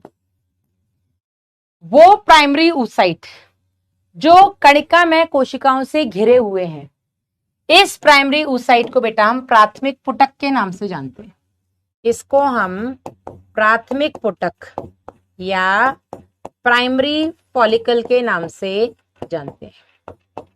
किस नाम से जानते हैं, प्राथमिक पुटक या प्राइमरी फॉलिकल, ठीक है। ये जो है बेटा संरचना, इसे हम बोलते हैं प्राथमिक पुटक या प्राइमरी फॉलिकल, ठीक है। फिर क्या होता है, इसी प्राइमरी oocyte के चारों तरफ, इसी प्राइमरी oocyte के चारों तरफ जो कणिका में कोशिकाएं हैं, इनकी संख्या बढ़ने लगती है, ठीक है। और जैसे जैसे बेटा इनकी संख्या बढ़ती है, इसको हम बोल देते हैं सेकेंडरी oocyte या द्वितीयक पुटक, ठीक है। इसको हम क्या बोल देंगे, सेकेंडरी oocyte या द्वितीयक पुटक, ठीक है। और इस सेकेंडरी oocyte में आपको एक और लेयर भी देखने को मिल जाती है। ये पूरा यहाँ पे, ये जगह नहीं है पूरी, ऐसे यहाँ पे कोशिकाएं व्यवस्थित है, ठीक है। यहाँ पे कोशिकाएं ही कोशिकाएं हैं, तो यहाँ पर जगह ही नहीं है, ठीक है। सारी कोशिकाएं कोशिकाएं हैं, यहाँ पर भी ये कोशिकाएं कोशिकाएं, ये ग्रैनुलोसा सेल्स है, ठीक है, कणिकामय कोशिकाएं, क्लियर है। इसको हम क्या बोल देंगे, सेकेंडरी oocyte। फिर बेटा क्या होता है, एक और संरचना बनती है, इसको हम बोल देते हैं, ये आपका प्राइमरी oocyte। इस प्राइमरी oocyte के बाहर एक परत बन जाती है जिसको हम बोलते हैं जोना पेलुसिडा। इस साल नीट में यहां से क्वेश्चन आया है, बहुत बढ़िया, ठीक है। प्लस इसके बाहर ये आपकी ग्रैनुलोसा कोशिकाएं, इसके बाहर आपकी ये ग्रैनुलोसा कोशिकाएं, साथ ही साथ बेटा यहां पर आपको एक गुहा देखने को मिलती है, ठीक है।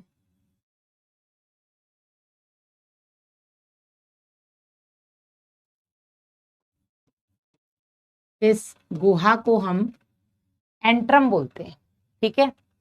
इस गुहा को हम एंट्रम बोलते हैं, एंट्रम। ये गुहा है जिसके अंदर द्रव्य भरा होता है, लीकर फॉलिकुलाई बोलते हैं उस द्रव्य को, मैं आगे आपको बताऊंगी, ठीक है। और इस संरचना को बेटा हम तृतीयक पुटक या टर्शरी oocyte बोलते हैं, तृतीयक पुटक या टर्शरी फॉलिकल बोलते हैं। और इस टर्शरी फॉलिकल के अंदर जो संरचना है, इसको हम सेकेंडरी oocyte बोलते हैं, ठीक है। इसी टाइम पर जब सेकेंडरी फॉलिकल से टर्शरी फॉलिकल बनता है, इस टाइम पर मियोसिस 1 कंप्लीट होता है, ठीक है। तो यहां पर बेटा मियोसिस 1 जो है वो पूर्ण होगा, और मियोसिस 1 कंप्लीट होगा तो टर्शरी oocyte में या टर्शरी फॉलिकल में क्या रहेगा, इसमें पाया जाएगा आपका सेकेंडरी oocyte। ठीक है, तो जब मियोसिस 1 कंप्लीट होता है तो सेकेंडरी oocyte बनता है। तो प्राइमरी और सेकेंडरी फॉलिकल में क्या है, प्राइमरी oocyte। लेकिन जो टर्शरी फॉलिकल बना है, तृतीयक पुटक जो बनी है, इसके अंदर बेटा क्या बना है, इसके अंदर बन गया है आपका सेकेंडरी oocyte, क्योंकि मियोसिस 1 कंप्लीट हो गई है। समझ में आया कि नहीं? फिर बेटा ये संरचना और डेवलप होती है, और जो यहां पर अगली संरचना बनती है इसको हम बोलते हैं परिपक्व ग्राफियन पुटिका। ये जोना पहले सुना, अभी मैं आपको इसको लेबल करके अलग से बताऊंगी। ये चारों तरफ कणिका में कोशिकाएं, कणिका में कोशिकाओं की संख्या जो होती है बेटा वो बढ़ती रहती है। कणिका में कोशिकाओं की संख्या जो है वो बढ़ती रहती है।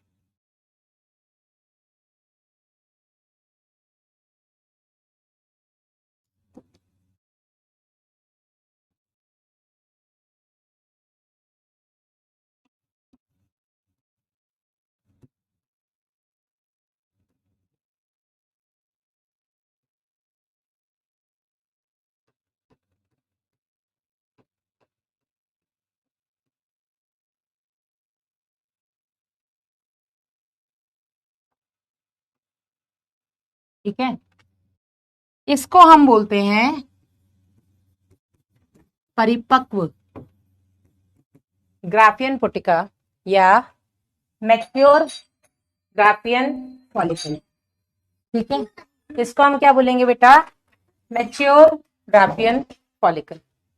ठीक है, परिपक्व ग्राफियन पुटिका या मैच्योर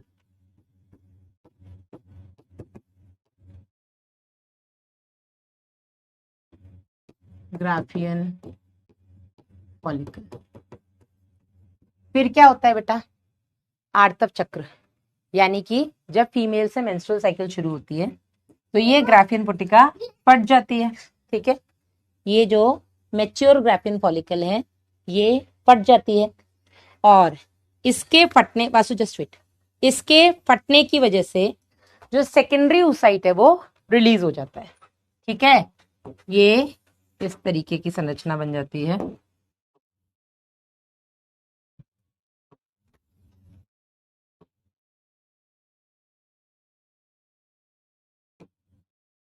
ठीक है, और इसमें से जो सेकेंडरी oocyte है, यानी कि जो द्वितीय कंडक है बेटा, वो बाहर रिलीज हो जाता है।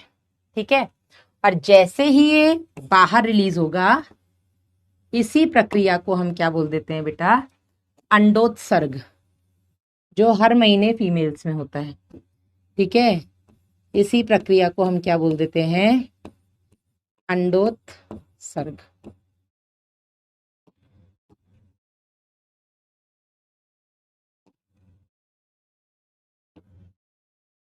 इस प्रक्रिया को हम क्या बोलते हैं,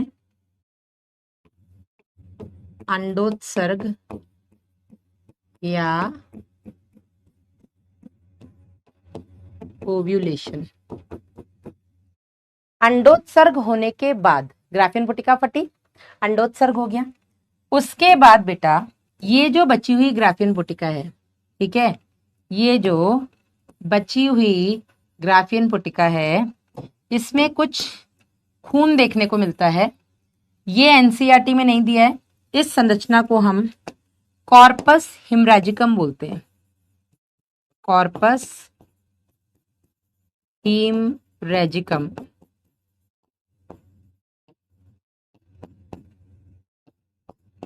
कॉर्पस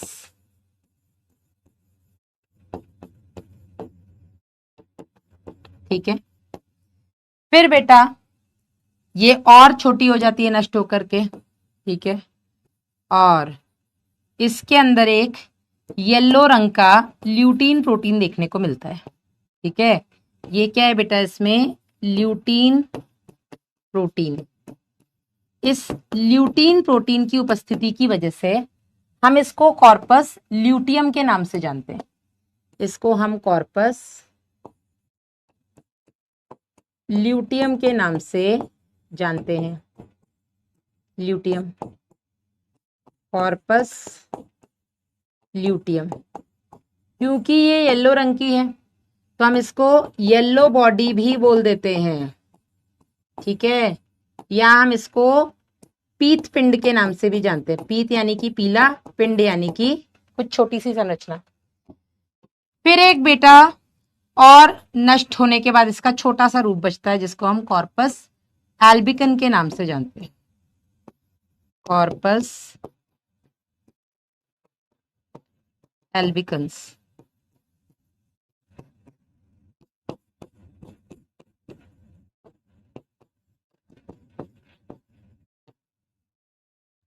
समझे? अभी मैं सत्यप्रकाश पूरा डायग्राम समझा दूंगी, जस्ट जोन पर ही आप एक बार बना लीजिए। मैं हर चीज बेटा 2 बार तो मिनिमम बताती हूँ, है ना, 2 बार तो बताती हूँ। शिखा मिश्रा, आई एम बॉय। लिखिए, मतलब बनाइए इसको जल्दी से। मम्मी क्लास में हूँ।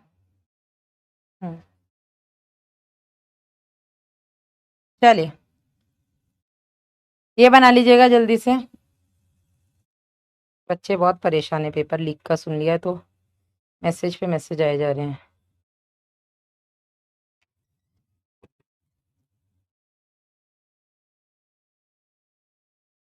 चलिए ये जल्दी से बना लीजिएगा बेटा।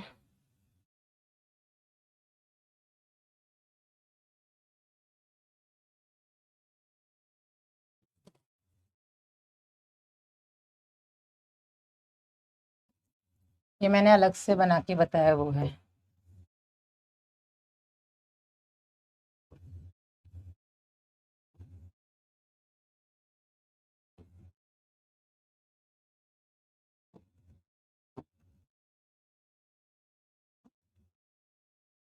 हाँ जी, तो मैंने आपको क्या बोला कि जब बच्ची पैदा होती है उस टाइम पर उसके प्रत्येक अंडाशय में लगभग 20 लाख प्राथमिक पुटक पाए जाते हैं। अब आपको समझ में आया प्राइमरी ऊसाइट और प्राइमरी फॉलिकल में क्या अंतर है, समझ में आया। प्राइमरी ऊसाइट बेटा ये है जो अंदर कोशिका है, और इस प्राइमरी ऊसाइट के चारों तरफ जो कोशिकाएं हैं, कणिका में कोशिकाएं, उन कोशिकाओं को मिला करके बेटा हम पुटक बोल देते हैं। जैसे जैसे कणिका में कोशिकाओं की संख्या बढ़ती है हम इसको द्वितीयक पुटक बोल देते हैं, सेकेंडरी ऊसाइट। कणिका में कोशिकाओं के साथ साथ अंदर मियोसिस 1 कंप्लीट होता है, सेकेंडरी ऊसाइट बनता है। सेकेंडरी ऊसाइट अपने बाहर एक परत बना लेती है जिसको हम जोना पेलिसिडा कहते हैं, और यहां पर कणिका में कोशिकाओं की संख्या भी बढ़ती है और एक बाहर गुहा बन जाती है, जिस गुहा के अंदर एक द्रव्य भरा रहता है जिसको हम लीकर फॉलिकलाई कहते हैं। अब मैं आपको ग्राफियन पुटिका का अब अलग से एक डायग्राम बताऊंगी, ठीक है। इसको बेटा हम सेकेंड टर्शरी ऊसाइट बोलते हैं।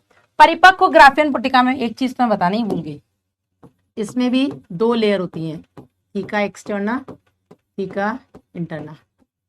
अभी ये मैं आपको अलग से ग्राफियन पुटिका का डायग्राम समझाऊंगी। ग्राफियन पुटिका का डायग्राम अभी हम अलग से करेंगे।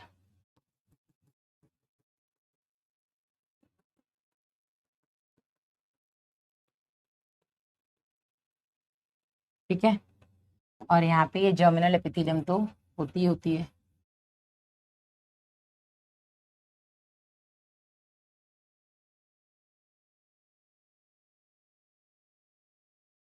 जर्मिनल उपकला इसको हम बोलते हैं ना, जनन उपकला भी आप इसको बोल सकते हैं। लेकिन बच्ची के जन्म के बाद यहाँ पर नई कोशिकाएं नहीं बनती हैं, जो बननी है जन्म से पहले ही बन जाती है। क्या हो रहा है ये सब अमित, क्या हो रहा है बताओ, क्या हो रहा है? ये क्या हो रहा है भैया, ये क्या हो रहा है? एनएनसी इसका 3D नहीं है भाई, इसका 3D नहीं है। अब मैं यूट्यूब पे ढूंढूंगी कुछ 3D मिल जाए। 3D में जो भी दिखाऊंगी लास्ट क्लास में दिखाऊंगी एक साथ, ठीक है। चलो अब हेडिंग डालिएगा ग्राफियन पुटिका की संरचना जरा अगर हम देखें।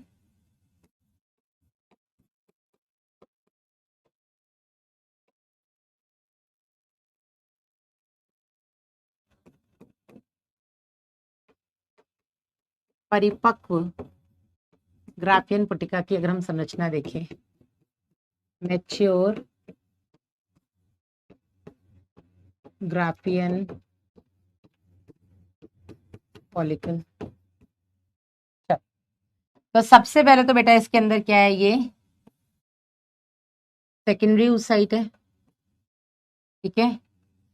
इस सेकेंडरी oocyte के बाहर एक पतली सी पारदर्शी परत है या झिल्ली है, जिसको हम बोल देते हैं जोना पेलिसिडा, ठीक है। इस जोना पेलिसिडा के बाहर कुछ इस तरीके की कणिका में कोशिकाएं होती हैं और इन्हीं कणिका में कोशिकाओं को हम कोरोना रेडिएटा के नाम से जानते हैं। इसी साल आया हुआ क्वेश्चन है ये।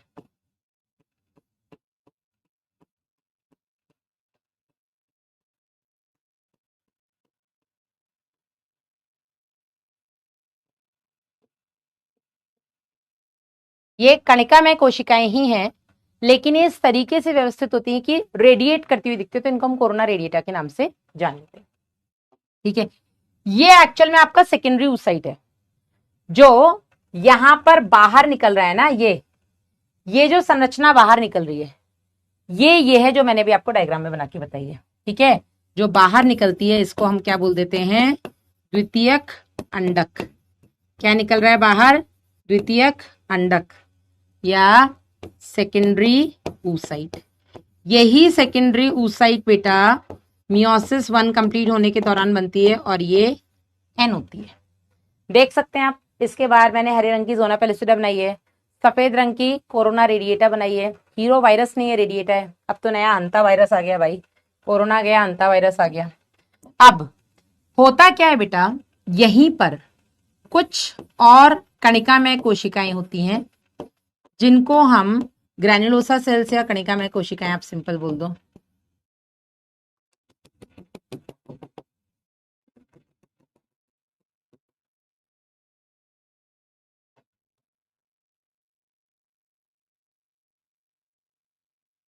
ये सब कणिका में कोशिकाएं हैं, ग्रैन्युलोसा सेल्स।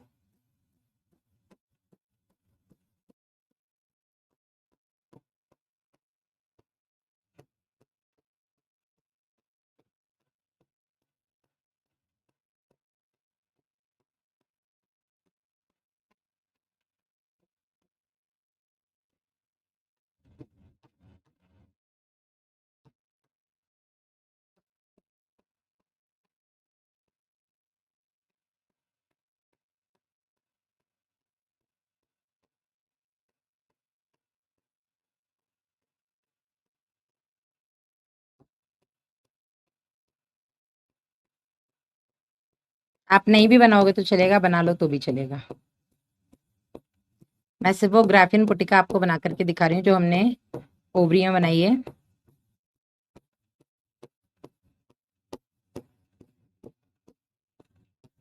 यहीं तक जो टाइम लगता है, उसके बाद तो चैप्टर स्पीड पकड़ लेता है। यहीं तक थोड़ा बेसिक डिटेल में समझाना होता है, तो थोड़ा टाइम लगता है।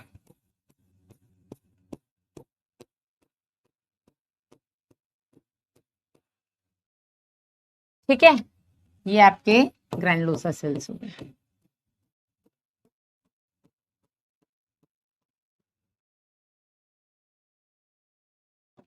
इसके बाहर की तरफ आपकी एक लेयर होती है जिसको हम बोलते हैं थीका इंटरना, ठीक है।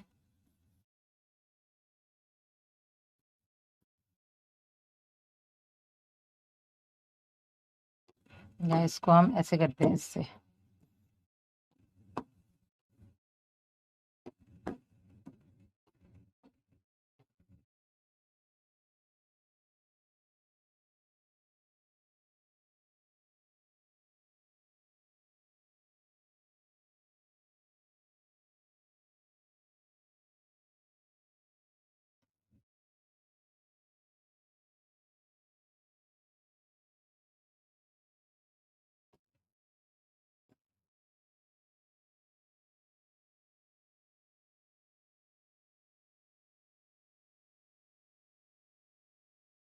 ये हो गई थीका इंटरना। और इसके बाहर होती है बेटा आपकी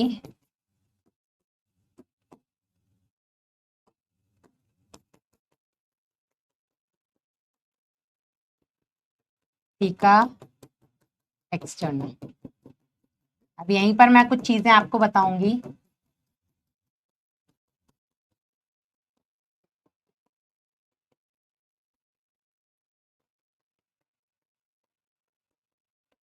ठीक है, अब देखो हम इसकी लेबलिंग करते हैं। सबसे पहले बेटा सेंटर में जो है, जो सेंटर में है इसको हम क्या बोलेंगे? इसको हम बोलेंगे सेकेंडरी oocyte या द्वितीयक अंडक। ये हो गया द्वितीयक अंडक, सेकेंडरी oocyte। ठीक है, एन। इसके बाहर बेटा जो आपको ये परत दिख रही है, इस परत को हम बोलेंगे आपका जोना पेलिसिडा। ठीक है, सेकेंडरी oocyte के बाहर जो कवरिंग होती है, क्लास ले लूं उसके बाद ले जाते हो। ठीक है, तो सेकेंडरी oocyte के बाहर जो कवरिंग होती है, इसको हम क्या बोलेंगे? इसको हम बोलेंगे जोना पेलिसिडा। क्या बोलेंगे बेटा इसको? इसको हम बोल देंगे जोना पेलिसिडा। जोना पेल्यूसिडा, जोना पेल्यूसिडा। ठीक है, इसके बाहर बेटा जो ये परत है, इस परत को हम बोल देंगे कोरोना रेडिएटा। Corona radiata.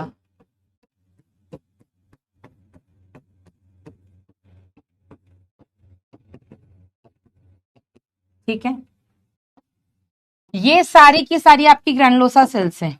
ये जितनी भी आसपास आपको सेल्स दिख रही हैं, सारे के सारे आपके ग्रैनुलोसा सेल्स हैं। ठीक है, इन्हीं ग्रैनुलोसा सेल्स को हम बेटा, इन्हीं ग्रैनुलोसा सेल्स को हम डिस्कस प्रोलीजेरस, डिस्कस प्रोलीजेरस या क्यूमुलस ऊफोरस के नाम से जानते हैं। क्यूमुलस ऊफोरस के नाम से जानते हैं। इसकी कोई हिंदी नहीं है, कॉज एनसीईआरटी में तो मेंशन ही नहीं है। ये जो बेटा पूरी गुहा है, इसको हम एंट्रम बोलते हैं, एंट्रम। और इस एंट्रम में जो द्रव्य भरा हुआ है, इस द्रव्य को हम लीकर फॉलिकुलाई बोलते हैं। फॉलिकुलाई, क्योंकि इन फॉलिकुलाई, क्योंकि ये फॉलिकुलर सेल से ही ये एक द्रव्य स्रावित हो रहा है, इसलिए हम इसको लीकर फॉलिकुलाई कहते हैं। ठीक है, अब बेटा ये जो परत है, इसको हम थीका एक्सटर्ना के नाम से जानते हैं, एक्सटर्ना। ठीक है, इसको हम थीका एक्सटर्ना के नाम से जानते हैं, सॉरी इंटरना के नाम से, सॉरी, अरे यार अंदर वाली है तो इंटरना हुई ना। थीका इंटरना के नाम से जानते हैं, थीका इंटरना। ठीक है, और जो बाहर वाली ये रेशेदार परत है, इसको हम थीका एक्सटर्ना के नाम से जानते हैं। इस डायग्राम में मुझे आपको दो चीजें बतानी है। एक ये कि जो आपके ये ग्रैनुलोसा सेल्स हैं, ठीक है, ये डिस्कस प्रोलीजेरस में क्या है? इसमें कणिका में कोशिकाएं तो हैं, इसमें आपकी कणिका में कोशिकाएं तो हैं जिन्हें हम ग्रैनुलोसा सेल्स बोलते हैं। यस, और ये जो आपकी कणिका में कोशिकाएं या ग्रैनुलोसा सेल्स हैं, इन्हीं ग्रैनुलोसा सेल्स से बेटा एक हार्मोन निकलता है जिसका नाम है एस्ट्रोजन। ठीक है, ये कल के क्लास में काम आएगा, इसलिए मैं यहाँ पे बता रही हूँ। इसको हम बोलते हैं एस्ट्रोजन, यहां से निकलता है। और थीका एक्सटर्ना पे बेटा LH के ग्राही पाए जाते हैं। क्या होते हैं ये मैं आपको कल बताऊंगी, अभी सिर्फ इतना। ठीक है। Dal rice and green vegetable my favourite food, dal rice and jeera aloo, उसकी तो कोई टक्कर ही नहीं है बेटा। ये हो गया आपका मैच्योर ग्राफियन फॉलिकल। समझ में आ रहा है कि नहीं आ रहा है? ये कोशिकाएं आपको अलग से दिख रही है ना, कोरोना रेडिएटा। यस, जब अंडोत्सर्ग होता है यानी कि ओव्यूलेशन होता है, उस टाइम पर बेटा यही कोरोना रेडिएटा तक की जो संरचना है यही बाहर निकलती है, बाकी सब कुछ अंदर ही रह जाता है। समझे कि नहीं? समझे कि नहीं? एग मेम्ब्रेन, हाँ श्यामा, इसी में से मैंने क्या बोला, ये संरचना बाहर आ जाती है। और जब ये बाहर आ जाती है तो आप मुझे बता सकते हैं इसमें क्या क्या है। तो इसमें ये तो हो गया आपका एग, एग है तो एग की मेम्ब्रेन भी होगी, ऊलेमा जिसको हम बोल देते हैं। ऊलेमा के बाहर मैंने आपको बताया एक पतली सी जोना पेलिसिडा भी प्रेजेंट है, ठीक है, ये हो गई जोना पेलिसिडा। और इसके बाहर प्रेजेंट हो गई बेटा आपकी कोरोना रेडिएटा। तो जब ग्राफियन पुटिका फटती है, अंडोत्सर्ग होता है, तो ये संरचना बाहर आती है। ठीक है, समझ में आया कि नहीं? और यहीं से आपका इस साल नीट 2026 का क्वेश्चन था। ठीक है, नीट 2026 में आपका यही क्वेश्चन आया है। ठीक है, ये संरचना जब बाहर आती है अंडोत्सर्ग के दौरान या ओव्यूलेशन के दौरान। ठीक है, तो ये बेटा आपकी एग मेम्ब्रेन हो गई, जिसे हम बोलेंगे अंडाणु झिल्ली, या सरल भाषा में बोले तो ऊलेमा, अंडाणु की प्लाज्मा मेम्ब्रेन, ऊलेमा बोलते हैं इसको हम। ठीक है, इसके बाहर हो गई बेटा आपकी जोना पेलुसिडा, जोना पेलुसिडा, और सबसे बाहर होती है बेटा आपकी ये कोरोना रेडिएटा, कोरोना रेडिएटा। अब ये जो एग मेम्ब्रेन और जोना पेलिसिडा के बीच में खाली जगह है बेटा, इस खाली जगह को हम पेरीविटलाइन स्पेस बोल देते हैं। क्या बोल देते हैं इसको हम? Perivitelline space. नीट 2026 का ये आपका क्वेश्चन है। कुछ कुछ समझ में आया कि नहीं? तो अब बस इसका हार्मोनल कंट्रोल रह गया है, जो कि बहुत सिंपल है, बहुत ही ज्यादा सिंपल है। ठीक है भाई, हाइपोथैलेमस से जीएनआरएच आएगा, एंटीरियर पिट्यूटरी अग्र पीयूष ग्रंथि से एलएच और एफएसएच निकलवाएगा, एलएच आकर के बेटा ये थीका इंटरना से जुड़ेंगे और ये फटेगा, ग्राफियन पुटिका फटेगा, अंडोत्सर्ग हो जाएगा। एफएसएच क्या करता है बेटा, इस फॉलिकल का जो प्राइमरी सेकेंडरी फॉलिकल्स हैं उनको डेवलप करा करके ये ग्राफियन पुटिका बनवाता है। ठीक है, और ग्राफियन पुटिका के अंदर ये जो कणिका में कोशिकाएं, इनसे ईस्ट्रोजन निकलता है, ईस्ट्रोजन जाकर के अग्रपीयूष ग्रंथि को बोलता है और एलएच निकालो, और जब बहुत सारा एलएच निकलता है तो ये ग्राफियन पुटिका फट जाती है। ये हो गया। ऊ लेमा क्या होती है? Yes Priya Chaudhary, I can explain very well बेटा। ऊ मतलब एग, लेमा मतलब प्लाज्मा मेम्ब्रेन या प्लाज्मा झिल्ली। तो अंडाणु की जो झिल्ली है उसको हम ऊ लेमा बोलते हैं। इसको आप प्लाज्मा मेम्ब्रेन ऑफ एग भी बोल सकते हैं, ठीक है, ऊ लेमा भी बोल सकते हैं, अंडाणु झिल्ली भी बोल सकते हैं। जल्दी से इसकी एनसीईआरटी सब कुछ समझ में आ गया स्नेहा? चलिए जल्दी से इसकी एनसीईआरटी पढ़ लेते हैं। एनसीईआरटी क्या कहती है बेटा? एनसीईआरटी कहती है कि एक परिपक्व मादा युग्मक के निर्माण को हम अंडजनन कह देते हैं या oogenesis बोल देते हैं। ठीक है, क्या कह देते हैं इसको हम? oogenesis बोल देते हैं। आगे बेटा एनसीईआरटी कहती है, जो कि पुरुष के शुक्राणु जनन से काफी अलग है। ठीक है, अंड जनन की शुरुआत बेटा भ्रूणीय परिवर्धन चरण के दौरान ही हो जाती है, जब कई मिलियन मातृ युग्मक कोशिकाएं यानी कि अंड जननी कोशिकाएं प्रत्येक भ्रूणीय अंडाशय के अंदर बन जाती हैं। ठीक है, जन्म के बाद बेटा ये इनका निर्माण और उसकी वृद्धि नहीं होती है, इन कोशिकाओं में विभाजन शुरू हो जाता है और अर्धसूत्री विभाजन के पूर्वावस्था यानी कि प्रोफेज 1 में रुक जाती है, लेकिन प्रोफेज 1 के डिप्लोटीन में रुकती है। मैंने आपको थोड़ा एडिशनल बताया। इन्हें बेटा हम प्राथमिक अंडक कह देते हैं या प्राइमरी oocyte कह देते हैं। ठीक है, इसके बाद बेटा प्रत्येक प्राथमिक अंडक जो होता है कणिका में कोशिकाओं से आवृत यानी कि घिर जाता है और इसको हम प्राथमिक पुटक कह देते हैं। तो प्राथमिक अंडक क्या है? Primary oocyte। इस प्राइमरी oocyte के चारों तरफ बेटा जो आपके कणिका में कोशिकाएं इकट्ठे हो जाते हैं, इसको हम प्राथमिक पुटक या फॉलिकल बोल देते हैं। डन। आगे बेटा एक प्रक्रिया द्वारा इन पुटकों की भारी मात्रा में जन्म से यौवनारंभ तक ह्रास होता है। ठीक है, इस प्रक्रिया का नाम नहीं लिखा है जो मैंने आपको बताया, फॉलिकुलर एट्रीसिया। ठीक है, क्या बोला है, एक प्रक्रिया होती है जिसके चलते ये नष्ट होने लग जाते हैं, उस प्रक्रिया को हम फॉलिकुलर एट्रीसिया के नाम से जानते हैं। ठीक है ना।